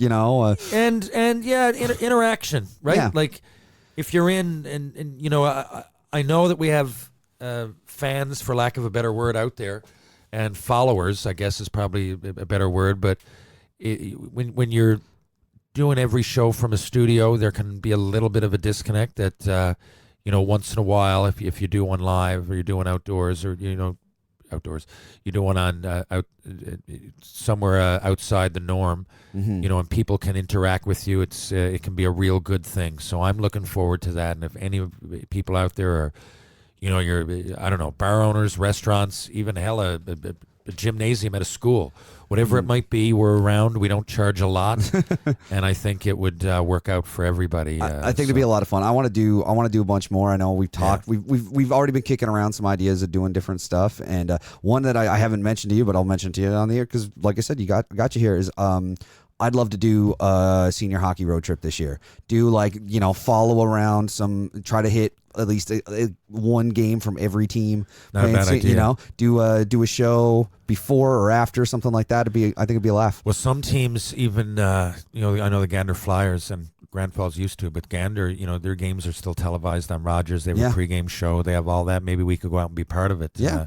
And there, I know that a lot of my ex-teammates from the Gander Flyers and people within the community will probably be interested in that. So, just shoot me a message. I'm easy enough to get a hold of. Yeah. And, that basically the whole point of all this is that we want to grow the show, and we want to figure out ways to do that. And an easy way is just these live shows wherever you're going to do it. So this Saturday coming up at the Rec Room in St. John's is our first. It's the 14th, isn't it, Mike? It's the 14th. It's a free event to attend, but you have to reserve your ticket kind of ahead of time, just to they want to manage numbers. So you can go to homestandsports.com.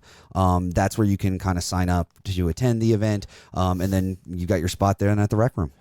Beautiful, and we will have a great guest or two. It's just tough to know right now because the boys don't know their schedule coming in. I know there's some alumni and everything, and if I can, I'm going to get Darcy Tucker or Shane Corson on, amongst others, but we really won't know until like we're closer to the day of. Yeah, but regardless of who it's going to be, we know it is going to be a super fun guest that we're really, we're going to have a great time with, and we always kind of have a great time with all of our guests. So it's always good. So yeah, if you want to head and check all that stuff out. In the meantime, I'm at Hickey Mike on stuff. I am Terry Ryan 2020 on Instagram, Terry Ryan 20 on Twitter. Chuck is left, so fuck him. And we are at 3 of My Podcast, everywhere that you get stuff. So hopefully we will see you guys at the Rec Room this week if you're in town. And if not, we'll be back at you next week to shout at you about hockey. You hang around with the worst crowd, the worst crowd.